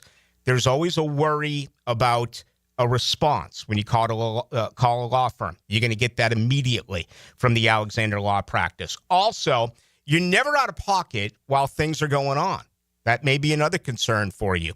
Obviously, the goal is to get you paid. You've earned it. You're dealing with a very difficult time, and you're injured. For a free review, go to Alexander Law Practice. All right, that's alexanderlawpractice.com, or give them a call at 400 6600. We are absolutely fired up. No place we would rather be. Maybe the Lemon Bar, however. As a matter of fact, are we checking in there coming up with ladies and gentlemen, coming up next, you will hear from Taylor Dahl and Mia O'Brien. They are live from the Lemon Bar, and we'll continue right here with Baloo, Carline, Hacker Nation, and JJ LaSelva. Big moment. Play-by-play is full of plot twists. Did that just happen? And high-octane drama. And this game is tied. Experience the most play-by-play sports on 1010XL. If you need an insurance agent, I'll recommend the best guy in town, State Farm agent Craig Dewhurst. Call him at 940-9740. Really good guy, really good agent. Life insurance, homeowners, automotive, you name it, he'll handle it for you. Tell him what you need. He'll assess your whole situation. What kind of coverage do you need? How much coverage? What should your deductible be? What do you make, and how does it fit your cost and your rates? You will love dealing with Craig. What a nice guy he is, and how he'll help you get the right answers. The best in the business. Craig Dewhurst from State Farm, 940-9740.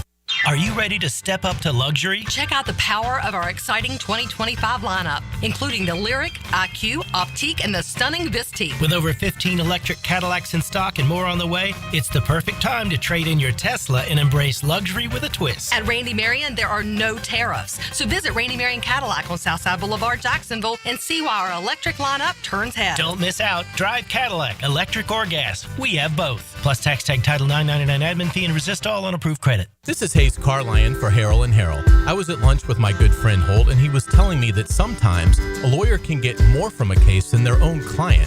I was surprised to hear this, but Holt said that doesn't happen with Harrell & Harrell. They'll never take a fee that is greater than their own client. When they say they treat their clients as a person and not a file, they mean it.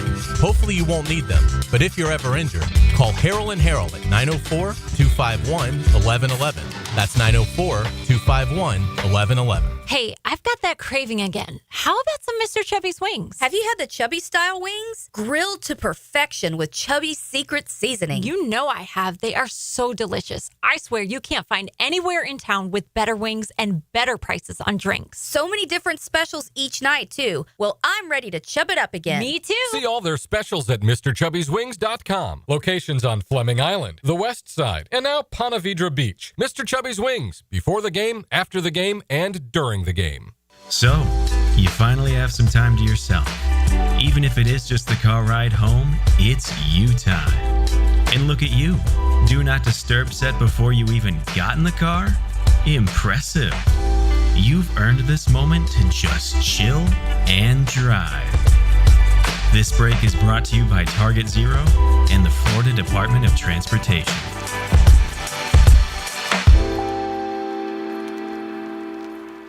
Before the picks come in, 1010XL will be all over the draft with every angle and option. 1010XL's draft coverage is brought to you by First Coast Recyclers and Renewal by Anderson Windows and Doors. Roll through the offseason with AA Automotive. Right now, they're on their way to disrupt your life, make you uncomfortable, and rob you. Don't bother calling the police. They can't help. That's right. Summer heat and humidity are about to attack North Florida again. You know what to do. Call Mike Merritt. Mike Merritt's Heating and Air has a license to chill. When heat and humidity are attacking you, Mike Merritt provides a comfortable chill at a bargain price. Mike has been keeping North Florida comfortable for 30 years. Mike Merritt technicians are never paid commissions, meaning you'll never be pressured to buy something you don't need. And Mike Merritt knows cooling issues can arise anytime. They don't just happen during business hours. So Mike Merritt never charges overtime fees. When you need us, we're here for you. Remember, in the fight against heat and humidity, Mike Merritt has a license to chill. Visit merrittair.com.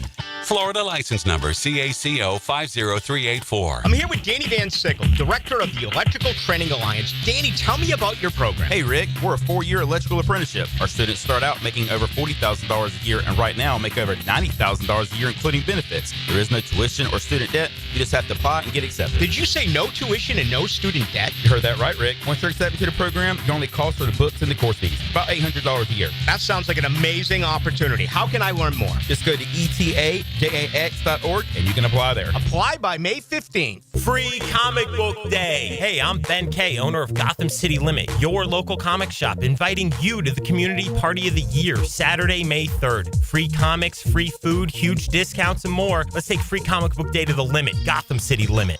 The Golf Club of Southampton has plenty going on, from a great round to a round with your buds, soaking up some football and great grub. Every Saturday and Sunday at Southampton, enjoy their game day special. Wings tossed in your favorite sauce and a cold pitcher of beer. Membership opportunities to take advantage of, too. Join Southampton with a paid initiation, and you'll get a $500 gift card. Perfect for golf, pro shop purchases, or the clubhouse. Check it out. It's all happening at the Golf Club of Southampton. This is Greg Huntington, a.k.a. The Mangler. I'm on the winning team at Waste Management. WM is the largest sustainability company in North America. If your business needs sustainable environmental services for waste removal and recycling collection, then you can count on the industry leader of WM to deliver results. Your services will be completed in a timely, safe, and eco-friendly manner. Go to WM.com/Duval. That's WM.com/Duval and get signed up today. If anyone can talk trash, it's the Mangler. Catch Gators baseball all season long on 1010XL. Pitched by Farah and Farah, the official personal injury law firm of the Jaguars. And Renewal by Anderson, the official window and door replacement partner of the Florida Gators. 1010XL is presented by Farah and Farah, exclusive injury law firm of the Jacksonville Jaguars. Protecting you and your family. Call 396-5555. Jacksonville. Walk.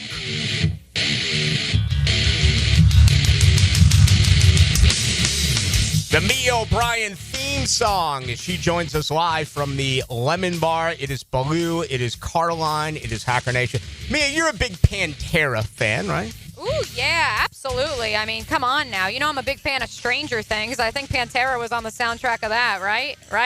I don't know. I just tweeted out if Be Real is still a thing. I don't know if the kids are still doing that. So I'm stuck somewhere between the millennials, the Gen Zers, and everybody in between, Rick Ballou. Yeah, well, I am not. But it's great to talk with somebody a little bit younger than I am. So fill us in. What's going on right now? You're out at the beach. You're at the Lemon Bar. It sounds like it's pretty crazy. Yeah, we'll start with that. Obviously, we are here for the Duval Draft Party hosted by the Jacksonville Jaguars. There's a whole heck of a lot going on. Of course, you do need to reserve a ticket before you come through the door. If you do get here as a patron of the Lemon Bar before 6 o'clock, you will be allowed entry. But 6 o'clock is when the doors actually open to this venue through the Seahorse Hotel. The Lemon Bar doors will be closed, and at that point, you will need a ticket to enter. But it's awesome. There's 2 giant TVs, tons of seats. We'll be here hanging out with Jaguar players. Of course, we've got tons of free prizes that we're giving away, too. I mentioned earlier on the program, the Jaguars have 3 special drink specials, the Jagsarita, the Specialist.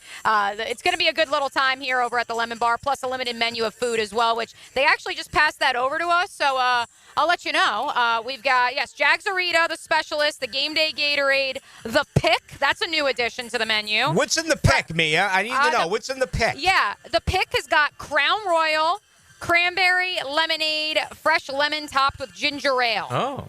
Yeah. The Specialist, by the way, is Tito's handmade vodka, blueberry puree, and lemonade. I'm sure the 21-year-old Cam Little came up with that one. I'm just kidding. I love you, Cam.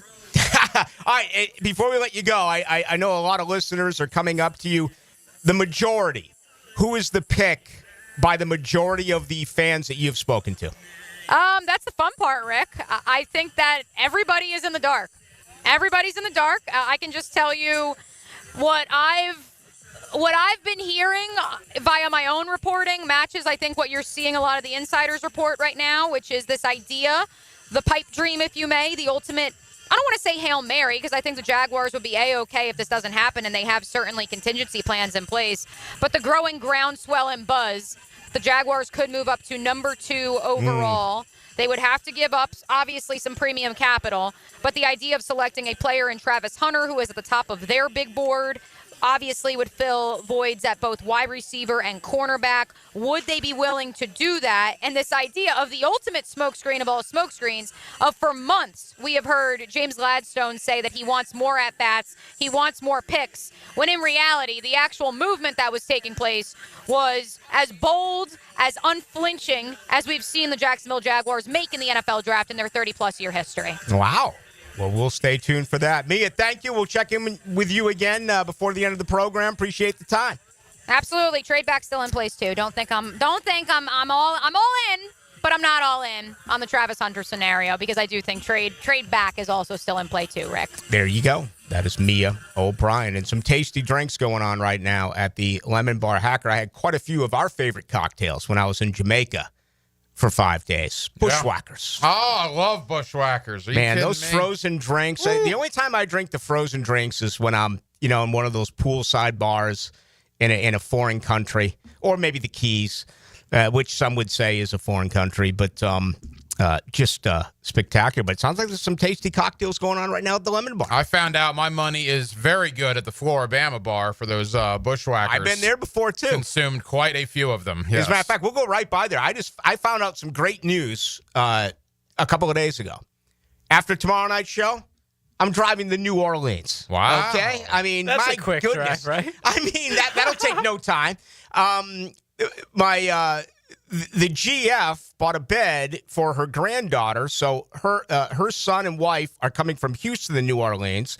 We're going to get out of here tomorrow night at 8 o'clock. I'm going to pick up my oldest daughter in Tallahassee, and we're probably going to stay in, like, Pensacola tomorrow night, then get up very early Saturday morning and continue the drive to New Orleans in a rental truck to deliver the bed and then fly back here on Sunday. That sounds like quite the weekend. That'll be good stuff, man. I'm excited for you. Oh, look, you look at this. JJ said it's a short little trip. I've done it before. I've done it plenty of times. I did it in Jason Godby's Mustang. 4 guys in a Mustang going down I-10 for 9.5 hours. It was a luxurious time, believe me. So I know exactly what you're going through. I bet I've done it 25 times. First time I ever did it was a Florida State Tulane game, leaving from Tallahassee in the mid to late 80s. But Super Bowl, Sugar Bowls, Mardi Gras, Jaguar games, Florida State games. I bet I've been there 30 times, New Orleans.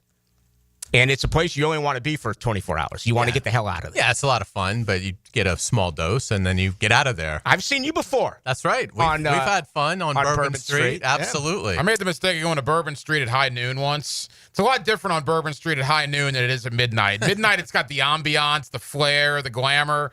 Noon on Bourbon Street, I won't make that mistake again. A lot of rumors. You don't want to be able to see the floor. Right. No. Right. No, you don't. Well, my daughter's never been.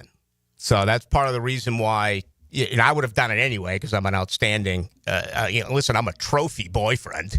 And so I would have done it anyway. But now I'm going to do it, and have my oldest daughter involved. It's going to be pretty cool. All right, Mia O'Brien with the very latest. She's still real big on the boldness of James Gladstone and the fact that, she does believe that this team is in a position where they could move up to number 2, draft Travis Hunter in a trade with the Cleveland Browns. It's picking up steam, Hayes, and let's kind of do the thought of this. Again, I would still be surprised if Jacksonville ends up with Travis Hunter tonight, but maybe an hour ago I said shocked.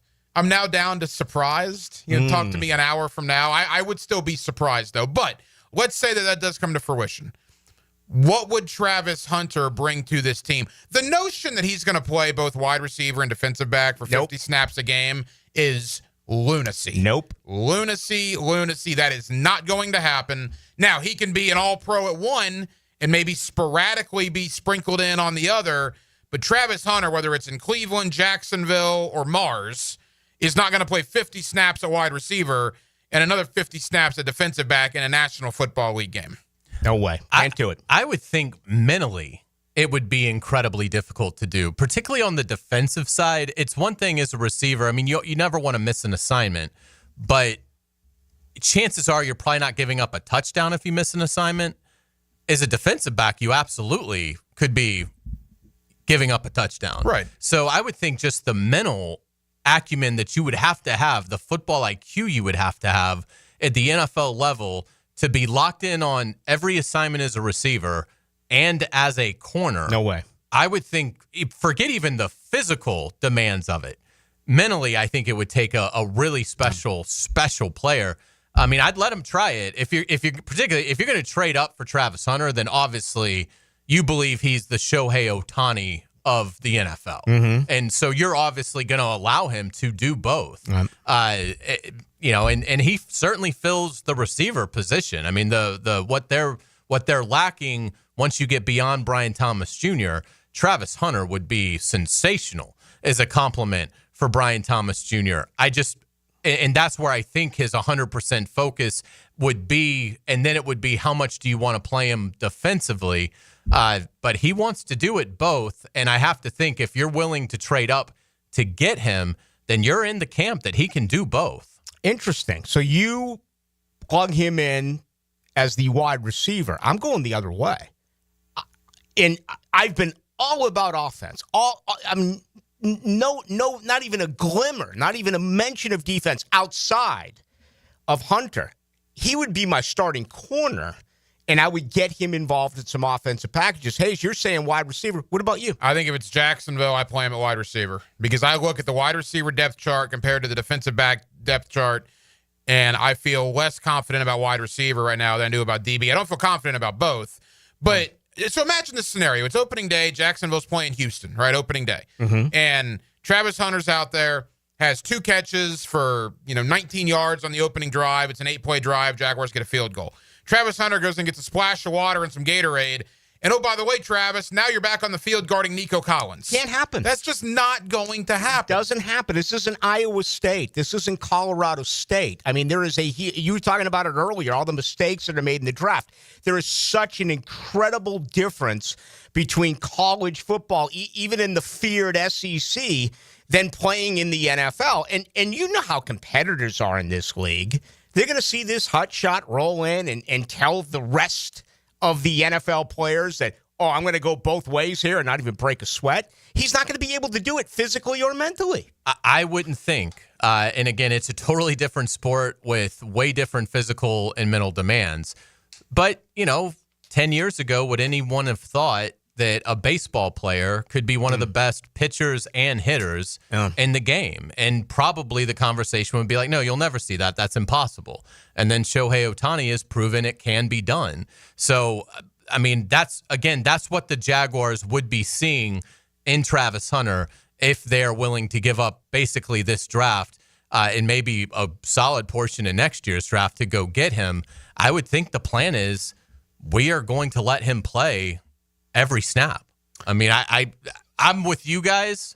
I don't know how realistic it is, but I think if you're going to make that kind of investment in him, that's the plan, is that he's your receiver 2 and you're probably corner 1. Tyson Campbell would have something to say about that, but I would think on talent, Travis Hunter would be a better corner than Tyson Campbell, who I think is a good corner. But, I mean, obviously, Travis Hunter. Bring back Ryan Nielsen. He'll play every third defensive snap. Right, yeah. Do the hockey lines. Rick Ballou is the president of the Diana Rossini fan club. And she's got another one for us within the last minute or so. Bet against it, people. Yeah. Before we even hear it, bet against it. Teams picking in the top 10 have shared over the last hour they expect the Jaguars to make a, quote, splash tonight, per her sources. She's got a direct line to James Gladstone. Well, no, she's doubling down, tripling down. That's like the third thing she sent out. She doubled down last night on George Kittle. It's one of the greatest moments I've ever seen. What do they call it? Viral? She actually tweeted it out herself. Yeah. When she was wrong and doubled down. But, hey, maybe she's got a link. Maybe she's got Tony Baselli on line 1 or Liam Cohen on line 2. Now, look, a splash could be up to 2. A splash could be back to 10. A splash could be just basically a trade, I would imagine, right? Wouldn't it be a splash if you trade from 5 to 10 and gain, 2 or 3 additional picks? Well, absolutely. And again, we're talking gamesmanship here. Is maybe the going up to 2 to get Travis Hunter a way of getting the Bears nervous that, well, if that happens, Cleveland might take Ashton Genty. I mean, Chubb's never coming back to the player he probably was prior to the injury. So if you're the Bears, do you panic on, well, do we need to sweeten our deal to make sure we can get to 5? Because this guy may go to 2 with the Browns. Yeah. So who knows? Yeah. I mean, it's, this is only going to grow until 8 o'clock tonight. There's going to be more and more and more. So nothing is substantial. In my opinion, it almost, I don't want to diminish what these folks are doing and call it guesswork. They're in this position because they are good and very good. But I'm still really surprised if anything has come out of the Miller Electric Center. I've said this all week, and I'd like to get your opinion on it. Because there hasn't been a lot coming out of there, I almost feel like with this new brass, it was said to everyone over there, shut up.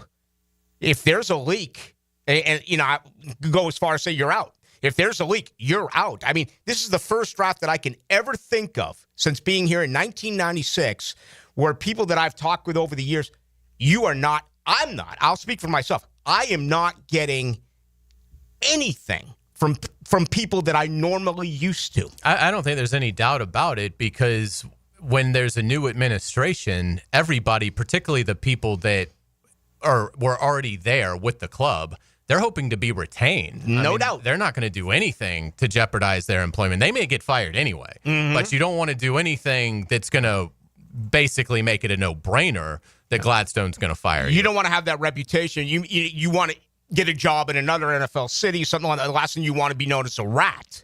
You're the guy who leaked in for. I mean, this regime is repairing a former regime where so many out there believed that the former general manager himself, Trent Baalke, was the major leak coming out of the Miller Electric Center. Used to get a lot more information out of there. Now, who knows? Cleveland could be spewing this. None of this could be true, right? Cleveland could be trying to stir up interest for their own personal benefit. You mentioned there's a Chicago at play. It's all a chess game at this point. San Francisco's got stuff coming out. Dallas. I mean, there's a lot of teams that have a lot of issues and wanting to move up, wanting to move back. Who knows if any of this is coming from the Miller Electric Center?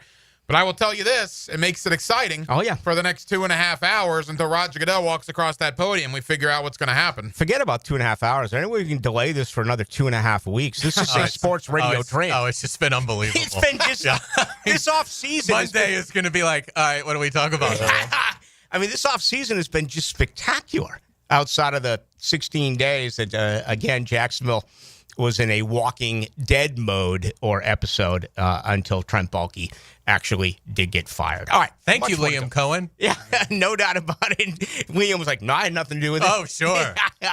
That we should have taken that as the first smoke screen that came from the new head coach. All right, we got much more to do. Absolutely. We're going to roll till 7. Then it's the Jaguars Radio Network that'll take you through the draft. My name is Rick Ballou, typically with you 6 to 8. Hayes Carline with you as well, 4 to 6 every day. Hacker Nation comes on from 8 until 10. The show is produced by JJ LaSelva. This is Brent Musburger's Visa in Action update on 1010XL. Brought to you by Duck Duck Rooter Plumbing, Septic, and Air Conditioning. When you're stuck, call the Duck. Proud partner of the Jacksonville Jaguars. A month into the Major League Baseball season, and the Los Angeles Dodgers remain the betting favorite to win this year's World Series and to repeat as champions. The Dodgers are plus 240, while the New York Yankees are plus 800. The Mets have the best record in Major League Baseball. They are plus 1,000 to win this year's World Series, while the Philadelphia Phillies, their closest rival in the division, are also plus 1,000. The Atlanta Braves are 1,200 despite a record below 500, and the Astros at plus 1,400.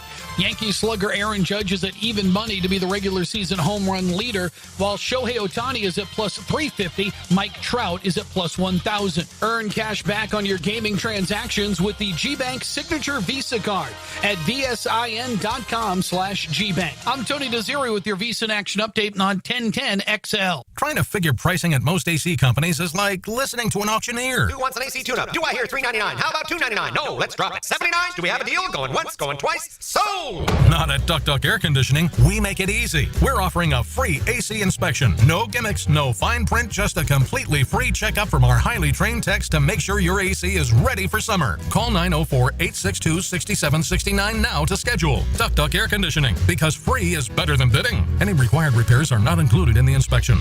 It's here. Beard's Diamonds' first ever massive sale on all diamond stud earrings and all tennis bracelets.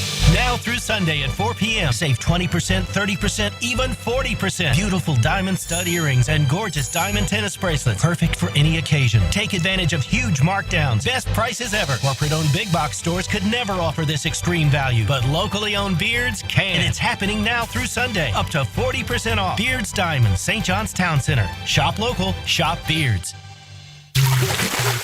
Frank Frangie here for Stanley Pools. If you're dreaming of putting in a pool this year, Choosing the right company is the most important decision you'll make. I've trusted Stanley Pools to build my pool, renovate my pool, and maintain my pool. Stanley Pools has been the best in the business since 1988, and they're still family-owned. Call them today at 904-269-7277 or find them online at stanleypoolsfl.com. That's Stanley Pools, a family tradition of fine swimming pools. I'm just going to cut to the chase. What you really want to know is, why buy from Arlington Toyota? Mia here. How about over 800 vehicles, one lot, 60-day exchange, and friendly credit for everyone. Plus, right now, you choose a pre-owned 2022 Camry, RAV4, or Tacoma for $0 down and only $388 per month. Or how about no payments till August 2025?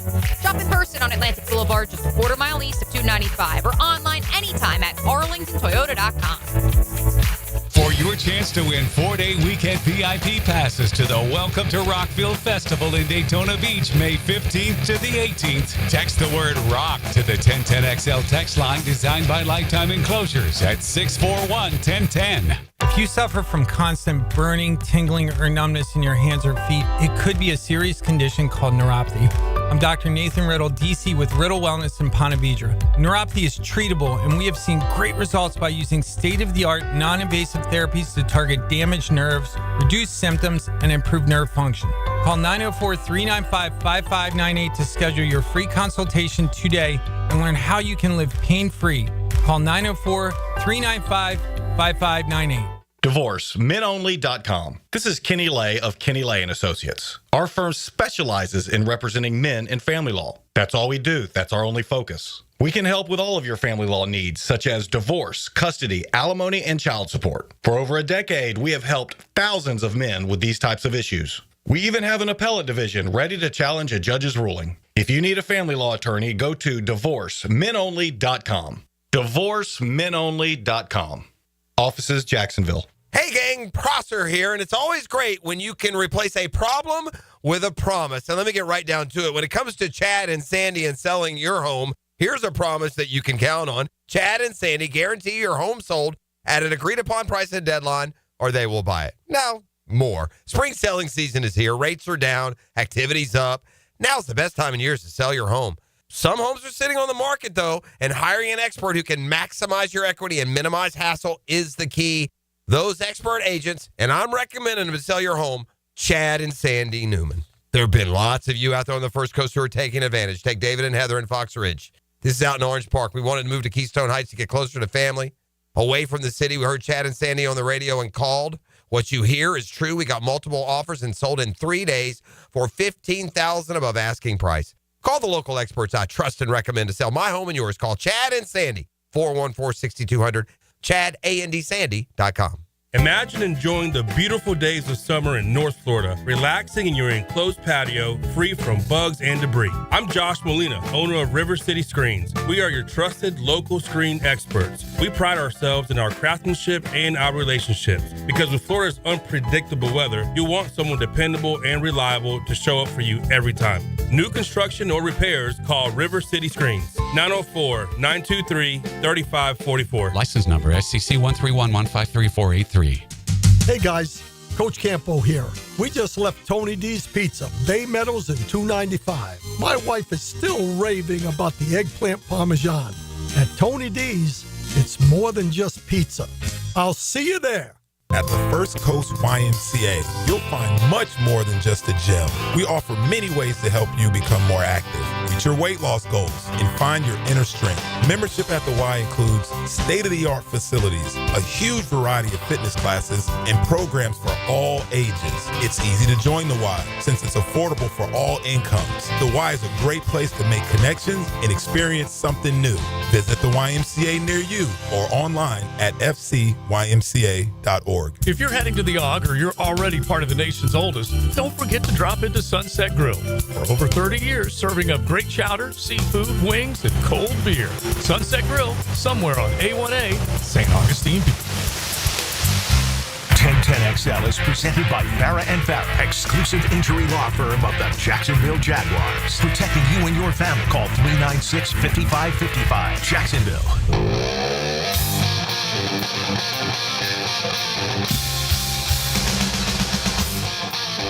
Ian Rappaport came out and said the Jaguars are plotting. All right, a bold move, and there's been a whole bunch of that has followed ever since. And I can't see him moving from 5 to 4 to get Genty. It's got to be moving to number 2 to get Travis Hunter. And it almost feels now like if there isn't a blockbuster move made early in this draft, it is going to come down as a really big disappointment, I think, for NFL fans. And here, I don't know so much about. I mean, because people will argue you're giving up too much to move to get Travis Hunter, because that whole conversation we had last hour about where do you play him? You two would put him at wide receiver. I'd put him at DB. Now, if this organization came out and said, no, he is going to be an everyday wide receiver, he's going to be the guy on the other side of Brian Thomas Jr., we'll get him involved in some defense, I'm not going to come in here every night and be a contrarian and say this is awful, this is terrible. But right now, that's my biggest fear. I would play him at DB. Well, and again, it's where does Liam Cohen, James Gladstone, and Tony Baselli, where do they view where they are? We've heard Baselli say on The Hunt that this is ground zero, which would indicate that maybe they don't feel like they're very close. We also heard Liam Cohen say this wasn't a 4-13 team in terms of talent. So where is the middle ground in that? You can make an argument that if they feel like they're close to Houston, and even though the standings didn't reflect that, if they believe that they're close to Houston, and the Texans haven't had some wondrous offseason, I would say on paper they've gotten worse. So maybe your thinking is, look, we're a Travis Hunter away from being right there and maybe even able to overtake the Texans for division supremacy. Yeah. The Colts team lost in mediocrity. The Colts, I think it would be a real surprise if they challenge for the division. They can't even figure out who their quarterback is. And we know the Titans are basically starting from scratch with a new quarterback. So, that maybe is the thinking is if you add Travis Hunter to this, it's not like we have to go 13-4 to win the AFC South. If you can get to 10 wins, you've got an outstanding chance. I mean, I guess my question is, and again, for people just joining us, there's a lot of speculation, national reports, local reports coming in, that there is at least conversations ongoing, Jacksonville and Cleveland, for Jacksonville to move up to number 2. I would still be surprised, but as I said last segment, I would have been shocked an hour ago. I've gone from shocked to surprised. Talk to me in 60 minutes. I guess I'm asking you guys to guess, but from a Cleveland standpoint, I mean, it's been Travis Hunter, kind of like it was Mason Graham here for the last weeks and months. Why all of a sudden now, hours before the draft, would Cleveland be entertaining this? Is there Jacksonville just putting out an offer that Cleveland simply cannot say no to? Or do they have concerns about Travis Hunter? It's just odd that it might be changing here at the doorstep of the draft. What if they're concerned about him saying a week ago that he'd rather quit than not play both ways? I absolutely subscribe to the theory that there's no way he can play both ways in this league. And maybe they're saying that in Cleveland that, yeah, this guy's special, but it's going to be a problem. He's going to want to be a wide receiver. He's going to want to be a DB. Let's trade out of there, move down 3 spots. We're still going to get a really good football player, and we're going to have a draft haul come in as far as draft capital. And that's going to be my only belief. Or this could be a whole bunch of nothing. Just maybe listen for something that is absolutely incredible, and when it's all said and done, no, we'll stay at 2, and we will draft them. I just want to repeat myself from earlier in the program, though. My way of thinking about this, because I know it's going to cost next year's first-round pick. You don't ever want to give up a first-round pick. But in my opinion, Jacksonville is not going to pick number 5 next year. I think they have a legitimate shot to win the AFC South, so I have them picking in the 20s. See, I mean, and they certainly have a legitimate chance in the division, but keep in mind, this is a schedule in which this team goes to England. They go to Arizona, they go to Denver, they go to San Fran. Win. And they go to Vegas. Correct. That is, I mean, again, in terms of intangibles, no one is going to have a harder road schedule. No doubt. Than the Jaguars. Right. So that is something that you have to be cognizant of. I mean, why the Browns would do it, if it's the Jaguars next year's one, I think you're looking at it and go back the last 10 years. What is the average of that pick? Yeah. 6.7? Yeah. It's a great point. I mean, and so if you're the Browns, maybe you're like, look, we love Travis Hunter, But if this is a chance to not only we're only falling back 3 spots, so Cleveland would certainly be able to help themselves with the 5th pick. They would add to having their 2nd and 3rd rounder this year. So now they're bringing in a bunch of guys through the first 2 days of this draft. And you've got the 1st pick next year from an organization with a first-time head coach, first-time GM, quarterback that's still trying to find his way. Yes, they will have Travis Hunter, but does Travis Hunter block anybody? Does Travis Hunter help you stop the run defensively? Does Travis Hunter give you any kind of edge depth at all? I mean, so if I was Cleveland, I'd be sitting there saying, yeah, I love Travis Hunter, but boy, next year we might be looking at not just 2 first-round picks, but the one we get from the Jaguars might be top 10, could be top 5. And this year is considered to be a bad quarterback draft. So if you're Cleveland and you can gain another first-round pick next year to go with yours, that would give you more ammunition in what is considered to be a much better quarterback draft to potentially do something. Maybe they want to ride it out with Joe Flacco this year and get all these picks and build, the other parts of the roster and then draft their franchise quarterback next year. That's looking at it from their point of view. From the Jaguar point of view, I think what you guys said, the division is winnable. But boy, I mean, if you were to tell me, and again, I would still be surprised if it happened, but here we are talking about this 2.5 hours to go, that 34-year-old James Gladstone, who's been on the job for 2 months, 39-year-old Liam Cohen, who's been on the job for 3 months, are actively talking about pulling off one of the bigger trades that we've seen in the last decade in the NFL draft.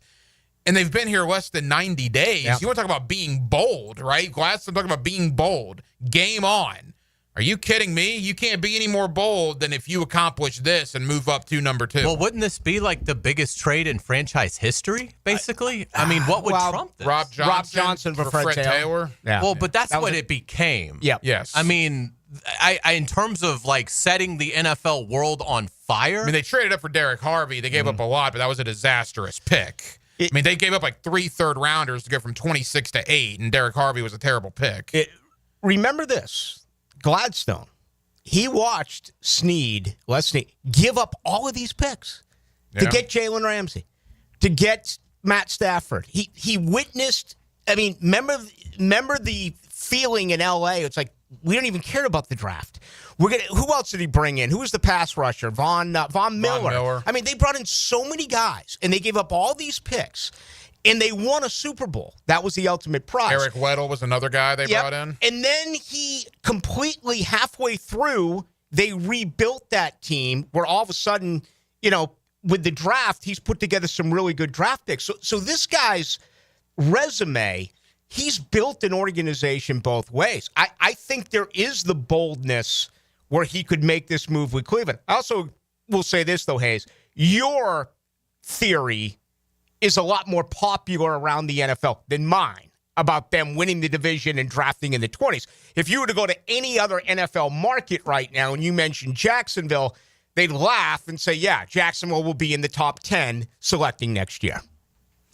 Yeah, I mean, look, and if they are in the top 10, it would be a coup for Cleveland. Now, again, the question is the compensation. 5, 36, 70, 88. What do you have to give up? Can you get away with giving up 5, 36, 70, and 88 and keeping next year's 1? I don't think you can. But if you give next year's 1, then maybe you get to keep one of your third-rounders this year. All right, let's get ready for our final hour. We'll take you up until 7 o'clock. Then we'll switch over to Jaguars Radio Network coverage. They'll take you through the entire NFL draft. It's great to have you with us alongside Hayes Carline, J.J. LaSelva, Ryan Green. My name is Rick Ballou. This is Greg Huntington, one of the original Jaguars, a.k.a. the Mango. And the Jaguars are going to the playoffs! On 1010XL, 92.5 FM. Frank Frangie here for Nimnik Buick GMC. You can experience professional grade at Nimnik Buick GMC, home of the largest inventory of GMC Sierras in Northeast Florida and Southeast Georgia. This month, save up to $10,000 off select new GMC Sierra 1500s or enjoy rates as low as 0% APR financing.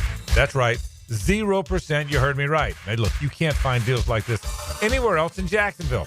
Nimnik also has the largest selection of GMC's impressive SUV lineup, like the all-new redesigned GMC Acadia and the highly sought-after Yukon and Yukon XL. Curious about an EV? Save big with the all-new GMC Hummer EV, SUV, and truck. You get it. Nobody's got better stuff than Nimnick. Now's the time to experience professional grade at Nimnick Buick GMC. So who has put the most years and stands behind a better experience? Well, the answer is simple. Nobody but Nimnick. We are professional grade GMC. This is Hayes Carline from my friend Holt at Harrell & Harrell. There doesn't seem to be enough time in the day to get everything done. Then you get injured in an accident and you don't know what you're going to do. Let Harrell & Harrell make it easy for you. Easy on becoming a client. You can just text or email if you want. Easy on finding a doctor and getting through the process. Hopefully you won't need them, but if you're ever injured, call Harrell & Harrell and make it easy on yourself. Call them at 904-251-1111. That's 251-1111. Are you looking for the best lunch specials in town? Check out One Night Taco Stand. They have bold and flavorful options on your favorite Mexican dishes at prices you can't beat. Try the Taco Trio. Choose any 3 of their specialty tacos or street tacos for just $9.99. Find a Taco Tuesday special every day at One Night Taco Stand, Mandarin, Orange Park, and Southside at Bay Meadows. A lot of companies will tell you they're the best. At Custom Tree Surgeons, they show you every time. Custom Tree Surgeons has built an all-pro team. Every tree service professional has years of experience, continually trained and certified. They know what, when, and how to handle any job. It gets done efficiently and quickly by a team of experts. So for tree trimming, removal, stump grinding, and emergency services, forget any name other than Custom Tree Surgeons. There is no job they can't do better. Go to website CustomTreeSurgeons.com. That's CustomTreeSurgeons.com, and let them show you how the job is supposed to get done. Cool boats, hot prices at the Jacksonville Spring Boat Show, April 25th, 26th, and 27th at Metropolitan Park. Fishing seminars, kids events, and more. Presented by Jacksonville Chrysler Jeep Dodge Ram Westside. Tickets and info at boatjacks.com. That's boatjacks.com. Shania Twain. Let's go, girls. Live in Jacksonville. Shania Twain. 2 incredible shows.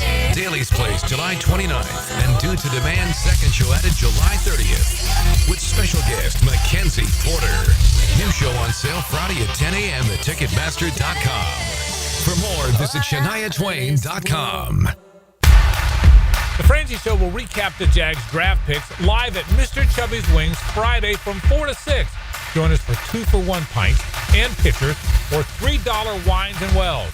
This Friday at Mr. Chubby's in Ponte Vedra. WJXL AM Jacksonville Beach. WJXL FM Jacksonville Beach. What a Guggen this will be.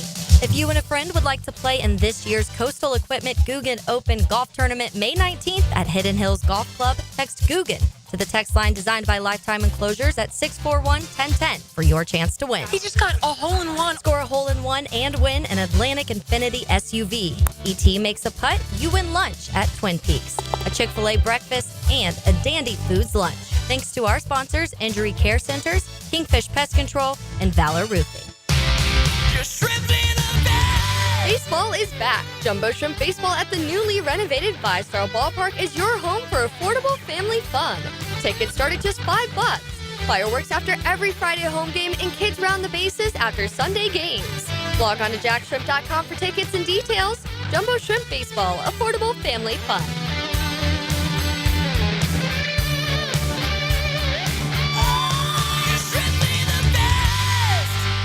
Guys, your lawn's the home field. Now you can champion your St. Augustine grass. TopDressing.com just hit Jacksonville with a game-changing patented process. Aerate and transform your turf into a fairway-worthy masterpiece. Less water, shorter cuts, and the envy of every neighbor. No one else delivers a perfect 10 lawn like this. Visit TopDressing.com and dominate your block with the same process that golf courses use. Top dress your lawn like the pros with TopDressing.com. Summer in Jacksonville is coming in hot. Lauren Brooks here. Beat the heat with Turbo Tint.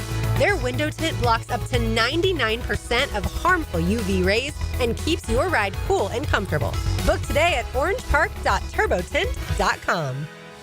It's Work Zone Awareness Week, Florida. Every year, lives are lost in work zones because of speeding and distractions.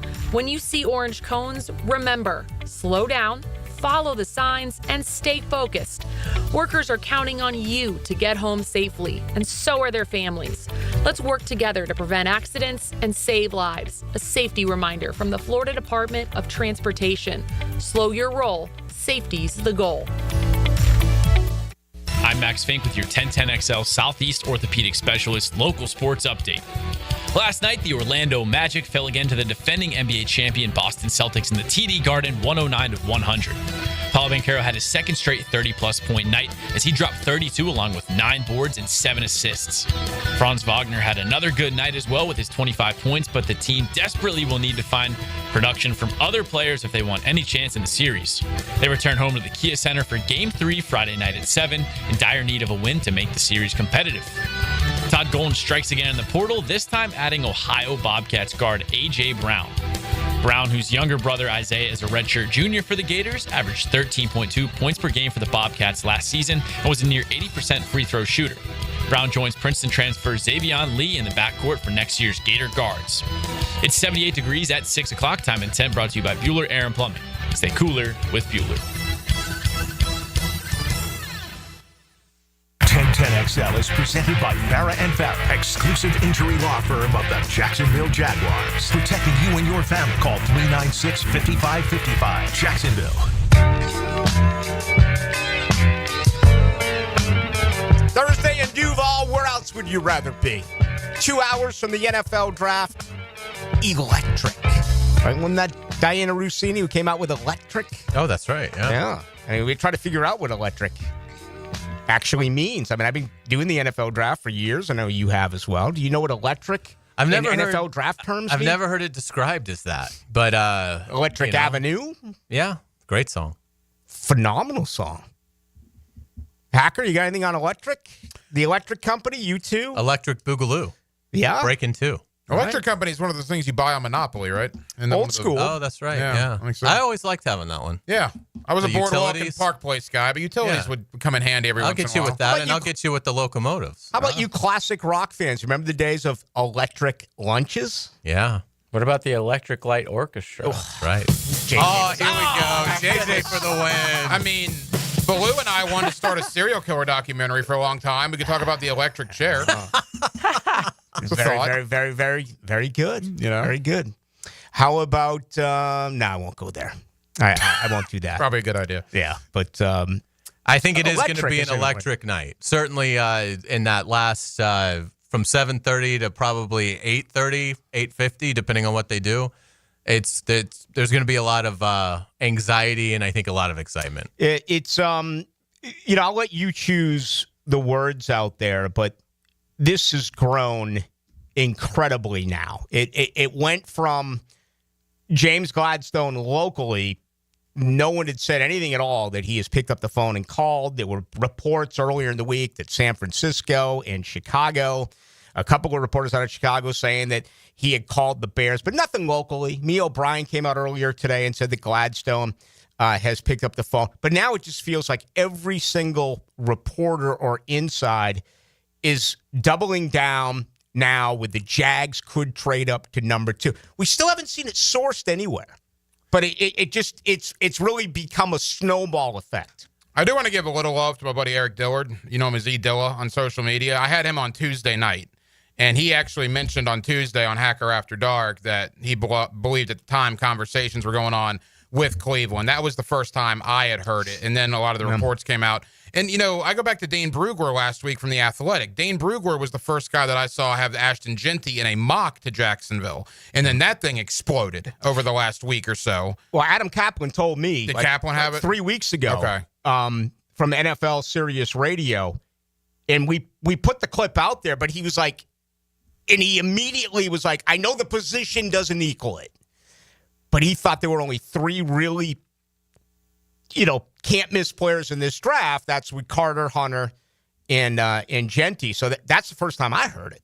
Yeah, it's been a whirlwind. I do think the NFL groupthink got locked into Mason Graham. I think that projection was even sort of solidified before Liam Cohen was even hired, let alone James Gladstone and Tony Baselli. So that was sort of odd. And obviously now the momentum is completely shifted. Are you guys at the point where you don't think there's any chance it's Mason Graham tonight? No, not at all. I wouldn't. You know what? If I was a betting man, I'd bet on Jalen Walker because of the return. You lay $100 down, you can bring back $1,200. Okay, it may even have grown. I haven't looked recently. Now, that's not my prediction, but if you're going to predict Genty or Graham, you're not going to make any money in return. You're probably going to double your money. Why not go out and ask for something that no one is talking about? And to me, that would be Jalen Walker. Again, I'd be surprised if he was the pick, but if I was a betting man, that's where I'd go. Yeah, I know they like Jalen Walker. At least I've heard they like Jalen Walker. But again, the question is, where do you play him? Can you find a way to get him on the field with Trayvon, with Hines Allen? I get the sense from the fan base, just talking directly to the fan base, not what we think is best for the team, but the fans at the Lemon Bar, the fans driving around Jacksonville, listening to 1010XL, they're getting fired up. If there either is not a trade that happens tonight, either front or back, or they don't end up with Genty, Hunter, or maybe McMillan, but McMillan would be a distant third, I get the sense there might be some kind of buzzkill about this because of all the talk that is currently ongoing locally, regionally, and nationally. If Roger Goodell goes to that podium and Cam Ward goes to Tennessee, and then Cleveland makes their pick of Travis Hunter if there is no trade, and then all of a sudden Abdul Carter's gone and Will Campbell's gone and the Jaguars are there at 5, and they pick, Jalen Walker or Armand Mimbo or Kelvin Banks or whomever, people's heads are going to explode. Yeah. Like what happened in the last couple of hours? So it's going to be very interesting to see if any of this stuff actually materializes. Let me add the Miller Electric Center. I can't believe we did not mention that. And let me say one other thing. This is how crazy this has gone. I remember blowing up McMillan before the combine, and listeners told me that I was on drugs. Okay? They're like, there's no way. And then we found out he didn't run. He wasn't going to run. And all right, you push him back. Then he had that pro day. Remember that initial time that came out was like a 4.46, and then like a day later, Albert Breer and whoever said it was more in the 5.3s. But you talk about what the fans want. In my opinion, it's been Graham. Then it went to McMillan for a little bit. Then remember like that 10-day wave of how Travis Hunter could fall to 5? Do you remember how that was out there for like 10 days? Yes. And now it's gone to Genty. So this has been one of the most unusual drafts, pre-drafts that I can think of.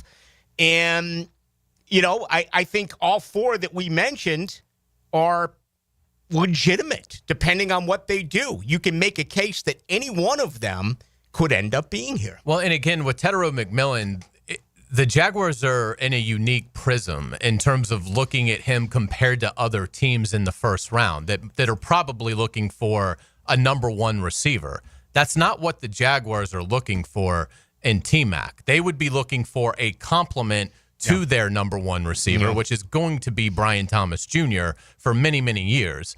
And so no one believes there's a receiver in this draft that's going to unseat BTJ is the primary focus of the passing game for this offense. But in taking Tedero McMillan, what you have done from a cost standpoint, these receivers are getting paid crazy money now, and it's deserving. I mean, they're game changers. But the money is so big, you're paying your quarterback big money. You're paying a couple defensive guys big money. You're probably going to be paying Trayvon Walker big money down the road here. If you can have a receiver room that is dynamic, which I believe it would be with Thomas and McMillan, if you can have that receiver room be very cost effective, because you can't even do BTJ's next deal for 2 more seasons. Obviously, if McMillan's the pick, you've got 3 full seasons before you can enter into any sort of an extension with him. So from a roster build standpoint, it makes a lot of sense. And you're not looking for Tedero McMillan to be your number 1. And I think that is a big distinction as to why he's a much better fit with the Jaguars than he might be with a team looking for that number 1 option. You know what I haven't heard a lot about around here, and I'm interested in what you guys think, are guys who are apparently on the block. Big contract guys or guys coming up on a contract. Like Pickens is coming up on a contract. George Pickens in Pittsburgh. You get on to Miami. Tyreek Hill is being dangled. Jalen Ramsey. People say, oh, no, you can't. This is a totally new brass. If they think they can get some, listen, Gladstone and Cohen were with Jalen in L.A. This franchise brought Carlos Hyde back. Anything is in play. Jair Alexander, a tight end like Mark Andrews. I haven't heard a lot about that, going after an expensive veteran player. You guys see that happening? Well, that's interesting. If they trade a lot of these picks, if they trade up to Travis Hunter, then yeah, potentially maybe trading some 2026 draft capital. They got 11 picks as it stands right now. I don't think they'd have 11 picks if they ended up with Travis Hunter. But yeah, absolutely. Whether it's Jair Alexander, who obviously was with Campanile last year in Green Bay, certainly there'd be some thought there. I go back to what Hayes said, though, back to McMillan for a second. Again, Travis Hunter's a great player. Travis Hunter, probably the best player in this draft. But if I give you Travis Hunter, or if I give you Tet McMillan and then 2 additional picks in the top 40, which is probably what you would end up with if you trade back with Chicago, 3 for 1. I mean, Hunter better be night and day better than McMillan. I mean, night and day. Because if you give me McMillan and 2 second-rounders or Travis Hunter, I'm probably taking McMillan and the 2 second-rounders. I would still be surprised if the Hunter thing materializes in the next 2.5 hours. Although, again, I think it's closer now than it probably was earlier today. But I would be very, very cautious about that because this Jaguar team has a lot of issues. And if you trade a lot of these picks for Travis Hunter, that would concern me a little bit. I'm a big fan of Pickens, and I know he's had, issues, things like that. But I think that can be attributed to the poor quarterback play in Pittsburgh and his 3-year tenure there. Well, come here. Everything's set. Everything's set. You do have Trevor. Yeah. I mean, who would be light years better than any quarterback he's played with in the NFL, particularly for what Pickens does. Every time I watch George Pickens, he makes an insane catch. Mm-hmm. He's 24 years, just turned 24 years old. And for his career, I mean, he's at 2,841 yards, 12 touchdowns through 3 years, 16.3 yards per reception. He is a big play guy. Again, I think this is not to throw a third trade out there for tonight, but if the Cleveland thing fell through, if the Chicago thing fell through, I'd have no problem with the Jags calling the Steelers and saying, look, we'll come back to 21. If you guys want to come up to 5 and get Shedeur Sanders, give us George Pickens. I'd love it. And I know he's got issues. I know that I get the feeling that character-related issues and red flags are a big part of what they're going to do around here. But it was also a big part of the former regime. And the former regime didn't win. I've always been a believer that you need a couple of bad dudes on your team. You can go back to the mid-'90s. Coughlin had some bad dudes on that team. This team hasn't had anything like that. And again, I'm not talking about filling up the locker room with questionable character guys. And I'm not talking about bringing in bad guys who are not great football players, but a guy who's made mistakes, a guy who will flip out every once in a while, a guy who may be a diva, but is a really good football player. I'd make the move. Yeah, real quick, the best tweet I've seen has nothing to do with what's going on today. Somebody says, we've seen this song and dance before. A veteran general manager in Cleveland fleecing a rookie general manager in Jacksonville. What should I do, Sonny? Go back to Kevin Costner and draft day 11 years ago. Almost the same exact scenario seemingly playing out in real time. All right, good point there. No doubt about it. We'll take you till 7 o'clock. Brian Thomas Jr. is coming up in about 30 minutes. He's going to sit down with E.T. They are both out on location as we're getting closer to the NFL draft, and we'll take you up until then, and then you'll get Jaguars Radio Network broadcasting throughout the NFL draft, along with J.J. LaSelva, Hacker Nation, and Hayes Carline. My name is Rick Bullitt. Real power lies in understanding. The power of a shared goal. The power of Jacksonville Sports Radio. 1010XL. Frank Frangie here. Nimnik has the largest selection of GMC's impressive SUV lineup and the all-new redesigned GMC Acadia and the highly sought-after Yukon and Yukon XL. Save big with the all-new GMC Hummer EV SUV and truck, plus the all-new GMC Sierra EV. Ask how to get an instant $7,500 tax credit on EV models and financing as low as 0%. Visit the showroom off Phillips Highway. GMC, we are professional grade. Are you thinking about a pool for your home? Blue Haven Pools is Jacksonville's largest pool builder. They've built pools for over 20,000 satisfied families since 2000. It's never been easier to design the perfect pool for your home, family, and budget. Call Blue Haven Pools today at 904-620-0090 to get a free in-home estimate for your in-ground pool, or visit bluehaven.com. Don't let another summer pass by without a pool. Join thousands of happy Jacksonville pool owners in a Blue Haven pool. Say goodbye to glasses and contacts with customized vision treatments at Bowden Eye & Associates. Hey, Hicken here. Dr. Bowden and his expert team bring you all the latest options like Evo implantable Caliber lenses, refractive lens exchange, or traditional LASIK. Tailored just for you. Imagine waking up to clear vision. No hassle, no fuss. You ready to see the difference? Call now or visit BowdenEye.com for a free screening. Bowden Eye & Associates, keeping the First Coast focused.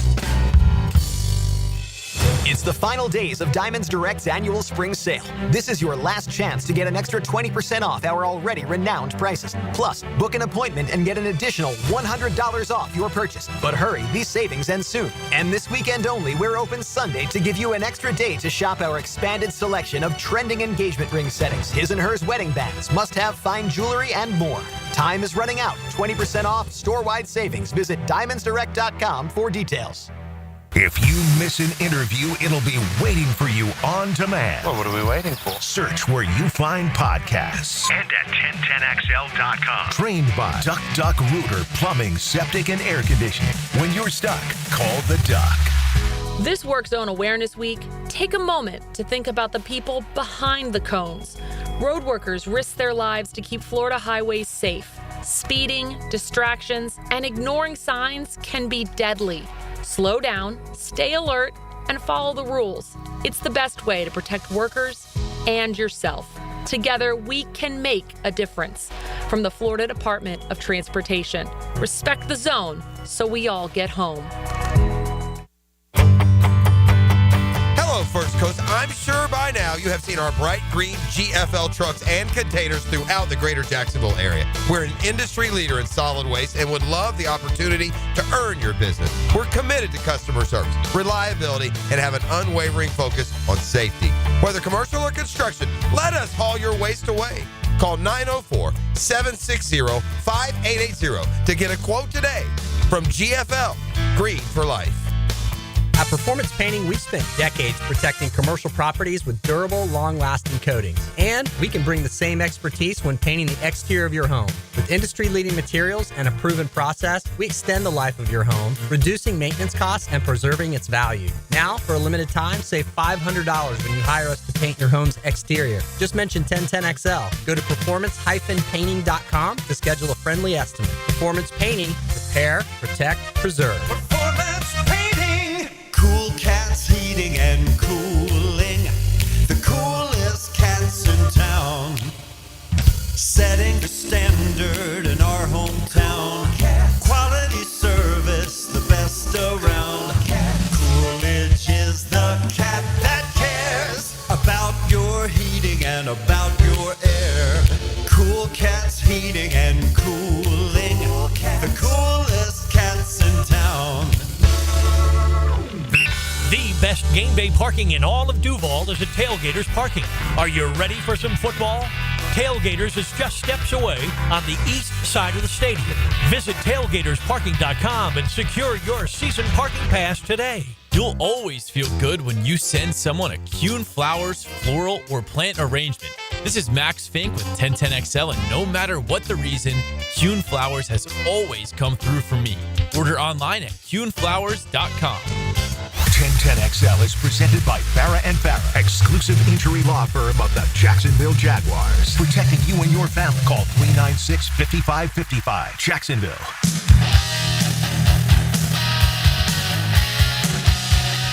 .620 in Jacksonville, the NFL draft. We will have the first pick in exactly 2 hours, right? They're going to take their 10 minutes. Again, I think the Titans have totally screwed everything up by saying, don't even call us. Cam Ward's the guy. Just think of the haul they could have created by really trying to sell that they were interested in Travis Hunter. I mean, why not even attempt it? It'd be hilarious if they took Travis Hunter at 1. Wouldn't it? Yeah, I mean, because they haven't said Cam Ward. All they've said is we're picking at one. Yeah, don't call We've decided we're picking at one. And obviously they're probably going to pick Cam Ward. But, I mean, we talked about this earlier, and it's, worth talking about the teams in the division. If you're the Titans, you take Travis Hunter at 1, and you move up in the first round and get Jackson Dart or Milroe or the Louisville kid. Or Shedeur Sanders. Or Shedeur if he falls. Yeah, I mean, they'd be much better off doing that and letting Levis compete with that player as opposed to saying, now we don't need Travis Hunter. We'll take Cam Ward. I think they're making a huge mistake. I'm glad they're making it. But if I was the Titans, I would take Travis Hunter. How about that character assassination on Sanders? I think it was Tom Pelissaro who got it from, a coach or a general manager or someone in the league, anonymous, didn't put a name on it. I mean, I can understand you not liking someone, but why would you attempt to destroy a guy's career 48 hours before the NFL draft? He probably works for a club that wants Shedeur Sanders. Maybe. Yeah, I mean, that'd be my guess. Read bad PR about him, yeah. Yeah, I mean, that's normally how it works. So yeah. I'm really interested seeing where Shedeur goes. I'd say New Orleans. At 9? Yeah. Yeah, that would make sense. Although there was reports coming out of New Orleans that they are in love with Jackson Dart. Right. So Pittsburgh loves Dart, too. It's nice not to be in that quarterback derby that we were in for so many years, particularly in a year like this where, boy, it is slim pickings compared to most years. Orlovsky, I think, does such a good job, Dan Orlovsky on ESPN. And just quickly about Shedeur Sanders, he brought up New Orleans and Pittsburgh, how that's the trend. But if you look at, like, Kellen Moore's offense, that would not be a fit for Shedeur Sanders. And he loves the Shedeur Sanders fit as far as with Mike Tomlin in Pittsburgh. But you look at the actual offense that Arthur Smith runs, it's not a great fit schematically. I think that's sometimes what guys like us and the fans, we look at it, that makes sense. But you actually have to think about who's the coordinator, who's calling the plays, what kind of system are they going to. That's part of the reason Shedeur might be falling, is the teams that need quarterbacks, well, they don't necessarily fit what Shedeur Sanders does well. This is one of the worst quarterback classes that we've seen in quite some time. I think it might have been a Pelissaro tweet that he said if this was last year's class, one coach told him that he would rank Cam Ward as the 7th best quarterback. And that's, again, that's not just the opinion of one person. I mean, that has been very widely circulated that last year's class was obviously sensational. And look, I like Cam Ward. I mean, I think he's got a chance to be a good starting quarterback. But if I was the Titans, I would absolutely taking Travis Hunter and taking my chances at the top of the second round or trading back into the first to get somebody to compete with Levis. What's going to be fascinating about this draft, again, is the range of what they are talking about is very productive football players. I mean, everything sits on the first round. Right now, everything is on number 5 here in Jacksonville, but you look at what they have at number 36, and then with those 2 third-round picks and 2 fourth-round picks, and we say all this without them talking about either trading up or trading back, but to me, that is where this is going to end up really being measured. Where are they throughout the draft? And it's going to take a couple of years to really get a good feel for this unless you get starters. I mean, last year's draft class brought you, 2 starters? Your kicker and your wide receiver. You had other guys who did produce like a Jones as a nickelback or what have you. But that is where this is going to be so intriguing tonight. I've heard there's not a huge difference between 20 and 80.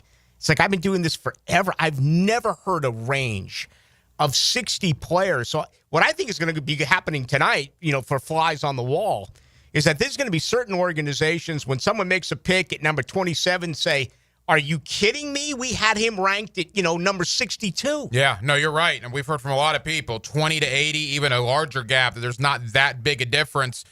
The Jaguars, as it stands right now, barring any trades, 1 pick tonight, 3 picks tomorrow, 6 picks on Saturday.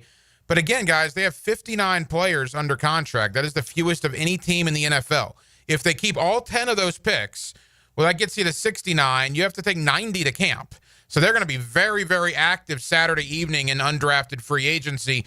What's Josh Peterson doing these days? Well, exactly. Yeah. And Hayes, you said something that I think needs to be talked about as well. We talked about it during the break. People were saying, well, why aren't any trades being announced if, things are that close? Because the NFL doesn't want you to announce trades. They want it to go to 8 o'clock to ESPN and the NFL Network to have all this build and build and build. And if there are trades, they want to announce them right then and there to get the most value for them that they can. Yeah, absolutely. You got 10 minutes, so you got plenty of time on the clock to switch it up. And obviously the team that's going up knows who they're taking. So, for the sake of the TV show element, I don't think you'll hear anything until the Titans have made the first selection. All right, if they do take Genty, do they move Travis Etienne? I'd keep him because I think he can really help out in this Liam Cohen screen offense that we're projecting. I think his touches are going to go way down. Do you trade Tank Bigsby? If they don't draft Genty, is there a chance that this organization surprises us? I mean, could they trade a guy like Devin Lloyd? I wouldn't. I'd see what they can do. I think this is it for him. It's the final year of his deal. Same with Etienne. But do you see the Jaguars moving any of the players that they have right now on the roster? I almost think you have to move Etienne if you're going to take Genty at 5. I don't know really what you would get for him. I wouldn't think it'd be a ton. I would be surprised. 6th round pick, maybe? Something like that is what I would guess. And again, to me, I just think there's so many running backs in this class. It's a fantastic year at the position. And again, sitting with those 2 4th-rounders, I mean, to me, it would not be take a running back at 5. It would be wait it out. And in the 4th round, there is going to be a running back that no one can believe is still on the board. Right. And take that player then. And then you've got Etienne, Bigsby, and a 4th-round rookie that obviously would be a perfect fit for what Liam Cohen wants to do. I mean, I just think that's the more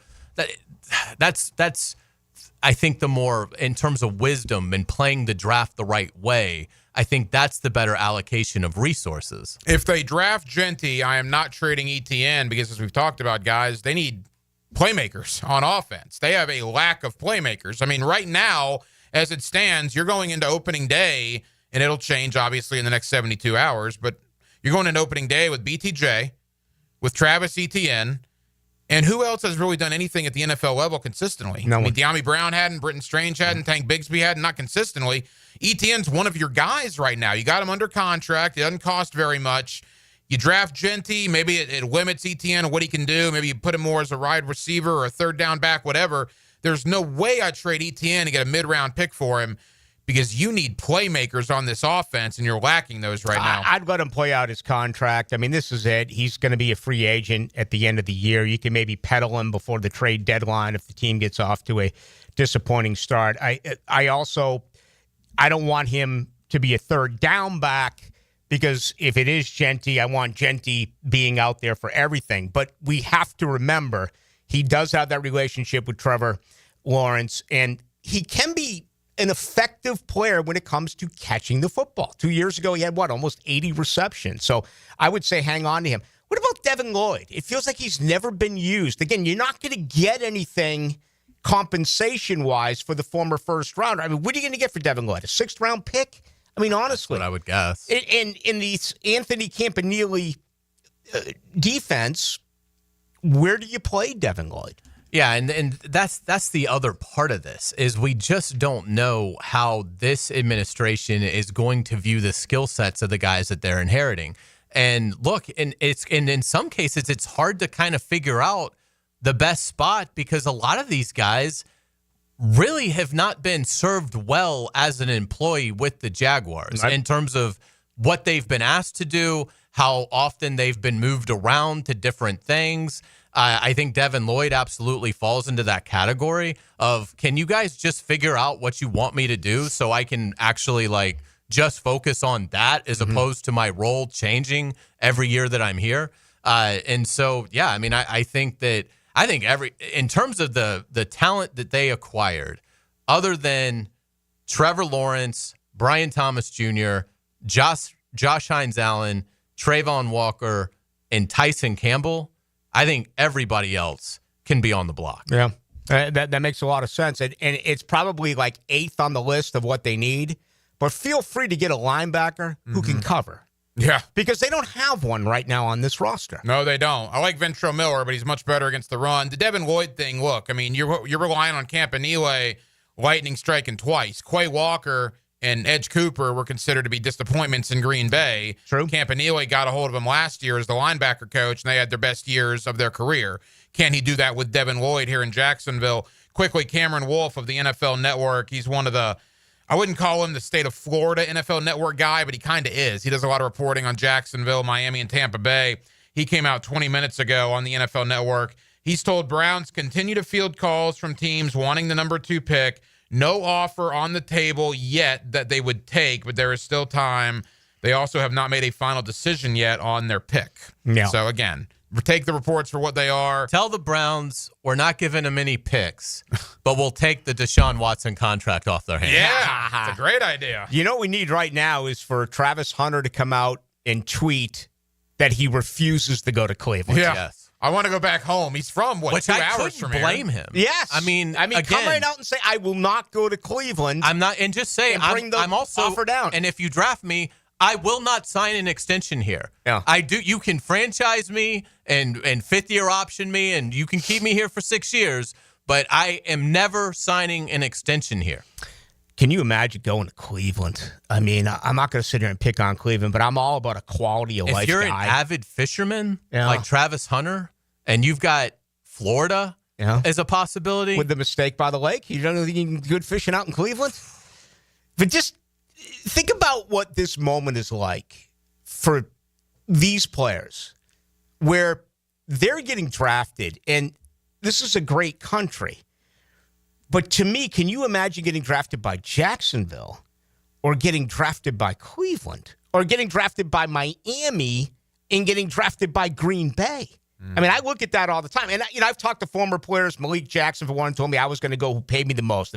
If Buffalo had given me $1 more, he would have left Denver. Instead of going here, he would have gone there. Because maybe they just look at it as it's going to be a few years, and then when their days are over, they're going to pack up and go somewhere else. But I don't know. We'll see. I'm sure Travis Hunter, if he had his way, he would much rather play here than play in Cleveland, Ohio. All right, are we going to do this coming up now here with Brian Thomas Jr. after the break? Going to get an opportunity here with the sensational rookie of the Jaguars, a guy who the Jaguars traded down and still got a year ago at number 23. He's going to have a conversation with E.T., and we got much more to do as we're with you tonight till 7. The race is on. This Sunday at Talladega. Talladega Super Speedway. Can you believe this? Brought to you by the Plumbers and Pipe Fitters Local Union 234. From the station with the most horsepower, 1010XL.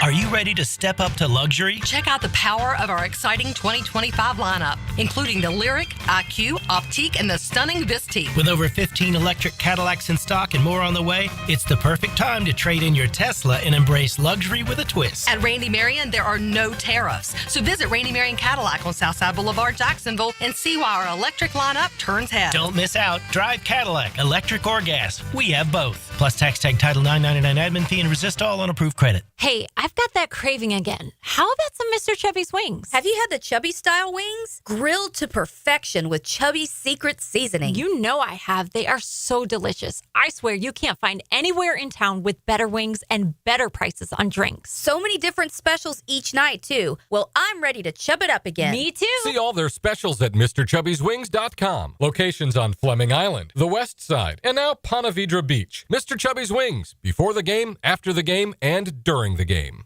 Are you 18 years or older, just got married, just got divorced, or have children? Listen up. Have you done your last will and estate planning? If you have questions, call Matt Hinson with the Hinson Law Firm. Reach him at 527-1700. Office is Jacksonville, Florida. And don't let the state decide your fate. A lot goes into taking care of your property. You need equipment with more reliability and versatility built in, like Kubota BX and L Series compact tractors to get the job done right, Z Series mowers that deliver a quality cut, and Sidekick utility vehicles where durability meets speed. Visit Coastal Equipment for a demo today. Greater power for the great outdoors. Coastal Equipment. Coastal Equipment on New Kings Road and in McClenny. This Date in Sports History is brought to you by Southeast Orthopedic Specialists. On April 24, 2004, at the NFL Draft, the San Diego Chargers selected Ole Miss quarterback Eli Manning as the first overall pick. He was later traded to the New York Giants. Baloo here for Smunez Vision. Why Smunez Vision? Well, I've been with Dr. Neil Smunez now since I got back to Jacksonville in 2006. 37 years of experience he has. Smunez Vision is a family organization that focuses on personal high-quality medical and surgical eye care. Dr. Catherine Smunez is fellowship trained in cornea and cataract surgery and all refractive surgery. Combined, that's 30 years plus in laser eye surgery. Visit SmunezVision.com today. Here you can see. Prosser here. Spring has sprung, and it's a great time to sell your house, but only if you have the very best on your side, and those very best are Chad and Sandy Newman. Spring selling season's here. Rates are down. Activity's up. It's the best time in years to sell your home, in fact, but there are homes sitting on the market. They don't have the right representation. That's where Chad and Sandy step in. Maybe you're worried your home needs repairs or updating and it won't sell for a good price. Maybe your family's growing and you need more space. Whatever the reason that you need to sell your home, Chad and Sandy deliver this promise to you. Chad and Sandy guarantee your home sold at an agreed-upon price and deadline, or they will buy it. Sounds pretty hassle-free to me. Take it from Mike and Rosemary in St. Augustine. We were determined to buy an affordable home in a specific school zone, but we didn't qualify for the loan needed to get one. Chad and Sandy's team worked with the lender, negotiated a higher qualification price, lower interest. It was huge, $200 less per month. Do it today. Call 414-6200 or go to chadandsandy.com. I'm here with Danny Van Sickle, Director of the Electrical Training Alliance. Danny, tell me about your program. Hey, Rick, we're a 4-year electrical apprenticeship. Our students start out making over $40,000 a year and right now make over $90,000 a year, including benefits. There is no tuition or student debt. You just have to apply and get accepted. Did you say no tuition and no student debt? You heard that right, Rick. Once you're accepted to the program, your only cost for the books and the course fees, about $800 a year. That sounds like an amazing opportunity. How can I learn more? Just go to etajax.org and you can apply there. Apply by May 15th. It's here. Beard's Diamond's first ever massive sale on all diamond stud earrings and all tennis bracelets. Now through Sunday at 4 p.m. Save 20%, 30%, even 40%. Beautiful diamond stud earrings and gorgeous diamond tennis bracelets. Perfect for any occasion. Take advantage of huge markdowns. Best prices ever. Corporate-owned big box stores could never offer this extreme value, but locally owned Beards can. And it's happening now through Sunday. Up to 40% off. Beards Diamond, St. John's Town Center. Shop local. Shop Beards. Enjoy a great day of golf and support Eagles View Academy Athletics. Friday, May 2nd at the newly renovated Bent Creek Golf Course. 8:30 shotgun start, best ball format. Find out more at evawarriorsathletics.com. Plumbing problem? AC not blowing cool? Septic tank backing up? No need to call 3 different companies. Just call Duck Duck Rooter. At Duck Duck Rooter, we do it all. Plumbing, septic, and air conditioning with expert technicians in each department. One company, one call, one easy bill. No hassle, no runaround, just fast professional service from highly skilled techs who know their stuff. Need help? Call 904-862-6769 today and let Duck Duck Rooter handle it all. DuckDuckRooter.com. Work Zone Awareness Week is a reminder to prioritize safety every time you drive. Road workers are out there improving Florida's highways, and they depend on you to slow down and stay alert. Speeding and distractions put lives at risk, yours and theirs. Let's work together to protect everyone on the road. Remember, when you see orange cones, safety comes first. This is a message brought to you by the Florida Department of Transportation.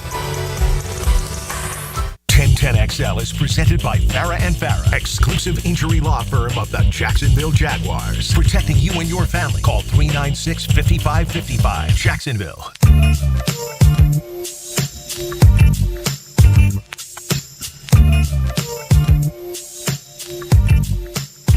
Getting a lot of questions on our text line 641-1010, and I'm sure you guys are as well about, what would it take to get Travis Hunter for Jacksonville to move from 5 to 2. We don't know, but one that I have seen that makes some sense is giving up the 5th pick, the 70th pick, the 88th pick, and a first-round pick in 2026. I can't imagine Cleveland would not want 36. I agree with you that I would love for Jacksonville to keep 36 in the second round. But to me, if you're moving up from 5 to 2, and I don't know about the draft chart, if I'm Cleveland, I'm asking for 5, 36, and either 70 or 88 and a first next year. Maybe they can negotiate different ways around that, but I would be stunned if Cleveland's not asking for that second rounder. I would agree. So give me the details of that trade again. It would be next year's 1 and this year's both 3s in this year? Yes, 70 and 88. And keep 36? Mm-hmm. I come back to the same thing. I love Travis Hunter as a prospect, but can this organization give up a future first-round pick when we're not sure that they have solved any of their issues from last year? I mean, they won 4 games last year. They've let Christian Kirk and Evan Ingram go. They've made nothing of consequence in terms of additions on their defensive front 7. They added a slot corner, a safety. Yep. The offensive line, you brought in 4 guys, 3 of which were reserve players last year for their respective clubs. I just don't know how you could give away your 26th first rounder when over the last decade, this team is routinely picked more in the top 5 than they have in the 20s. It's not only that, but you also have to have it set in stone that he's only playing on one side of the football, because we all know that if he plays on both sides full time, he's going to get hurt. And then you're talking about giving up all this draft capital, including your future first-round pick, for a guy who's going to be standing on the sideline.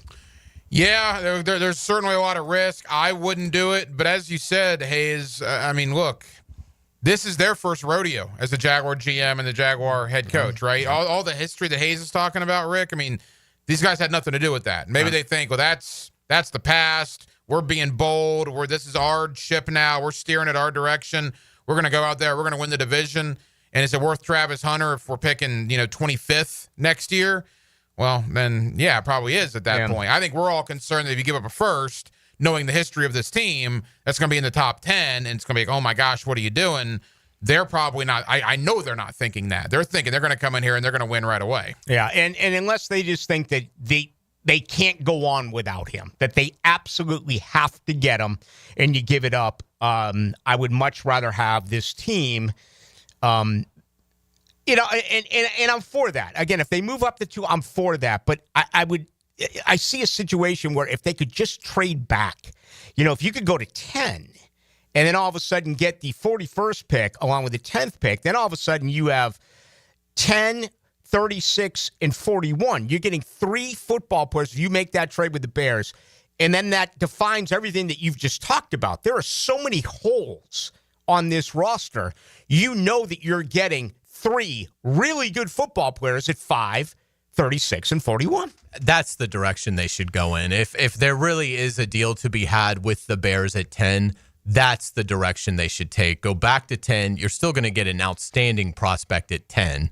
And to your point, if you stay where you are at 36 and 41, 2 outstanding players are going to be there. That it happens every draft. We get done with Thursday night, and we immediately look to, okay, who are the top 15 guys on the board going into Friday? And it's always a great list. Well, you'd be in line to take 2 of those, first 9 guys off the board tomorrow, and you've still got 2 in the 3rd, 2 in the 4th. And if you did want to move back into the first round, let's say at 27 with the Ravens, if you're armed with those 2 second rounders, then you package a second rounder to move up and make that deal happen. So I think trading back to 10 is ideal if the Bears will do it. That's exactly what I would do. Exactly what I would do. And quickly, Cameron Wolf, Hayes, as you were talking, I mentioned him earlier. He's on the NFL Network, I guess right now. He basically said that no final draft decision from Browns yet, but I was told by a, quote, trusted source, don't be surprised if something unexpected happens. Browns' big decision tonight, Travis Hunter, Abdul Carter, or trade down potentially with Jackson. Yeah, and for those who are joining us for the first time, when you look at the very latest on Genty, it has gone 180. It has been now for quite some time, for several hours. He is the favorite to go to the Bears, which is totally different from yesterday where he was favored to go to the Jaguars. Hard Rock, the last I looked, had him at minus 200, meaning you have to give up $200 just to win 100. So does that mean that the deal is happening with Jacksonville at 5, or does it mean the deal is happening with New England at number 4. Well, and the idea for Cleveland apparently would not be Genty, although that was a thought that I like that Hayes put out there. If Cleveland moves to 5, the reports are they want to stay in front of the Raiders. Raiders pick at 6. Cleveland wants to go to 5 to take the second best tackle because they're not taking Campbell because they're trading with Jacksonville if that happens. But you stay in front of Las Vegas to get either Kelvin Banks or Armand Mimbo with whatever haul you get from Jacksonville and the other picks. And that's why, again, I don't think Chicago has to necessarily go up to 10 to get Ashton Genty. I mean, it would not surprise me at all if he's there at 10. Really? He is a running back. I mean, again, the Raiders could go, to your point, they could go tackle. Jalen Walker could go. Mason Graham could go. Maybe a corner goes. Tyler Warren, yeah. Tyler Warren could go. Maybe the Michigan tight end goes. To me, it's not that far-fetched if I'm Chicago that Ashton Genty could be there at 10 for me. But, look, if they want to make the deal, I think it's the Jaguars fleecing the Bears. Yeah. If they're able to move back to 10 and acquire the second-round pick, that's a trade, in my opinion. The Jaguars win in a first-round TKO. Yeah, it makes a lot of sense for the Bears to get it back. I mean, they really did a nice job. They brought in 3 key free agents on the offensive line. Obviously, they have a young quarterback that they believe in and a new coach, but they would love that dominant running back where, realistically, you look at all the holes on the Jaguars franchise or within their franchise. Running back doesn't pop up right now as a whole. Could it be improved? No doubt. Absolutely. And maybe Genty is a star that they're saying we just can't allow this guy to get away from us if he's there at number 5. But the other side of the argument is there are so many other positions of need right now on this football team. Whether you agree with it or you don't agree with it, if it happens and if the Jaguars find a way to land Travis Hunter tonight, can you imagine the reaction at the Lemon Bar? Can you imagine the reaction all over this city? The reaction that we're going to have? We're going to be broadcasting on the 1010XL, social media platform coming up here. Myself, Dave Campo, among many others. It's beginning at 8 o'clock, or really, I guess, beginning at 7 o'clock. There will be people on Cloud 9. Do I share that enthusiasm? Hayes, Rick, do you share that enthusiasm? We've talked a lot about that. I would be happy for the fan base. I would have a lot of questions as to why they did this. But from a fan perspective, if they end tonight with Travis Hunter in a Jaguar uniform, imagine the season ticket calls for tomorrow. Oh, my God. Yeah, and it'll be criticized. I'm tired of criticizing. I think, it's April. I think right now, it's like, congratulations. You flexed your muscles. You showed the NFL that you're bold, and you gave up a ton as far as future picks to make this run at Travis Hunter. But then the questions follow. What side of the football is he going to play? How much is he going to be on the other side? The risk of injury and what have you. So during the offseason, it would be the greatest thing that we could possibly ask for. And you're right. Ticket sales and all of that would absolutely fly off the chart. But then it's going to be interesting to see what they do with him on this roster. Without a doubt. And it looks like we're getting close to BTJ. Yeah.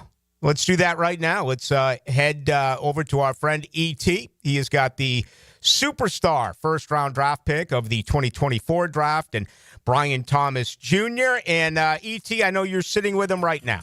Yeah, thanks, Rick.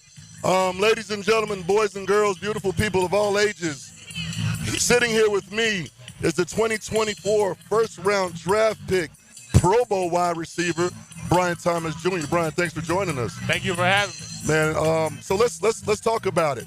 Draft day, it's a very special day, a very special moment, a moment that you went through. Describe the emotions your future first-round draft pick teammate may be experiencing right now. Yeah, man, it's a crazy night, super emotional night. So I feel like once you in there, just take in the whole experience, just take everything in as it comes. It's super emotional, but super fun at the same time, super exciting.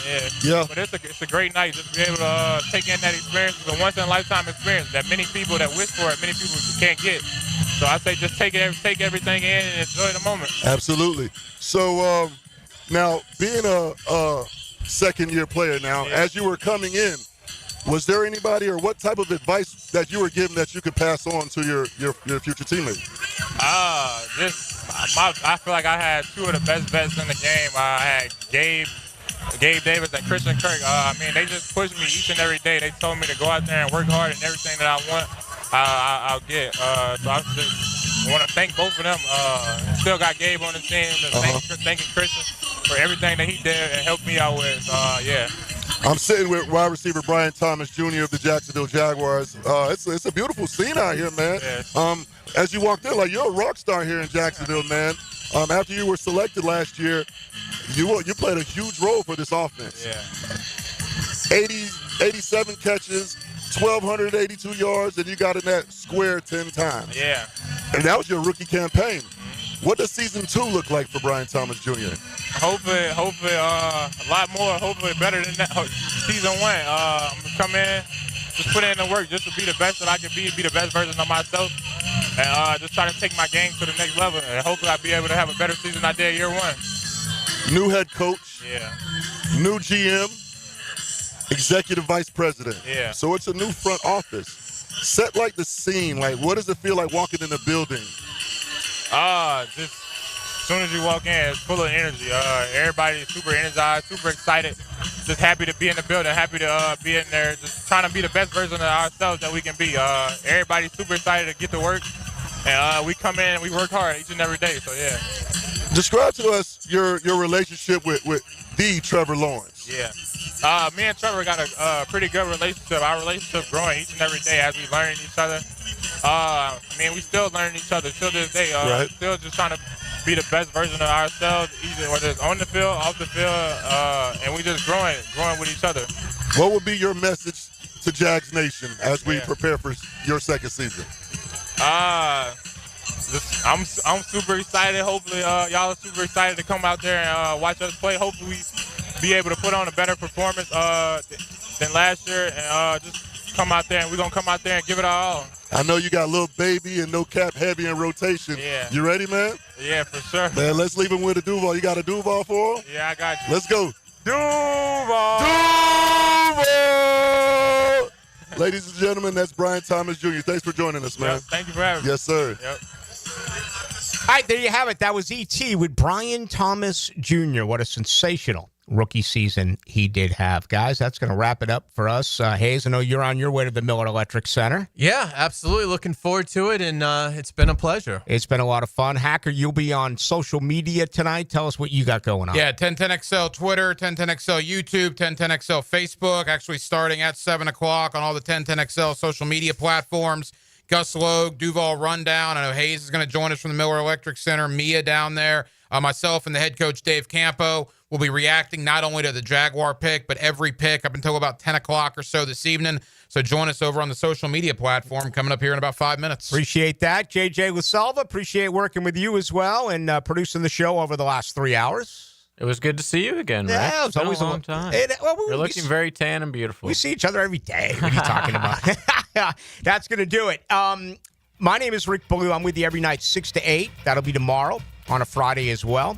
Hayes Carline, of course, you get each and every day on the Frangie Show from 4 until 6. And Hacker Nation joins you each and every night on Hacker After Dark from 8 until 10 o'clock. Folks, sit back and enjoy this. It's going to be a great night in Duval.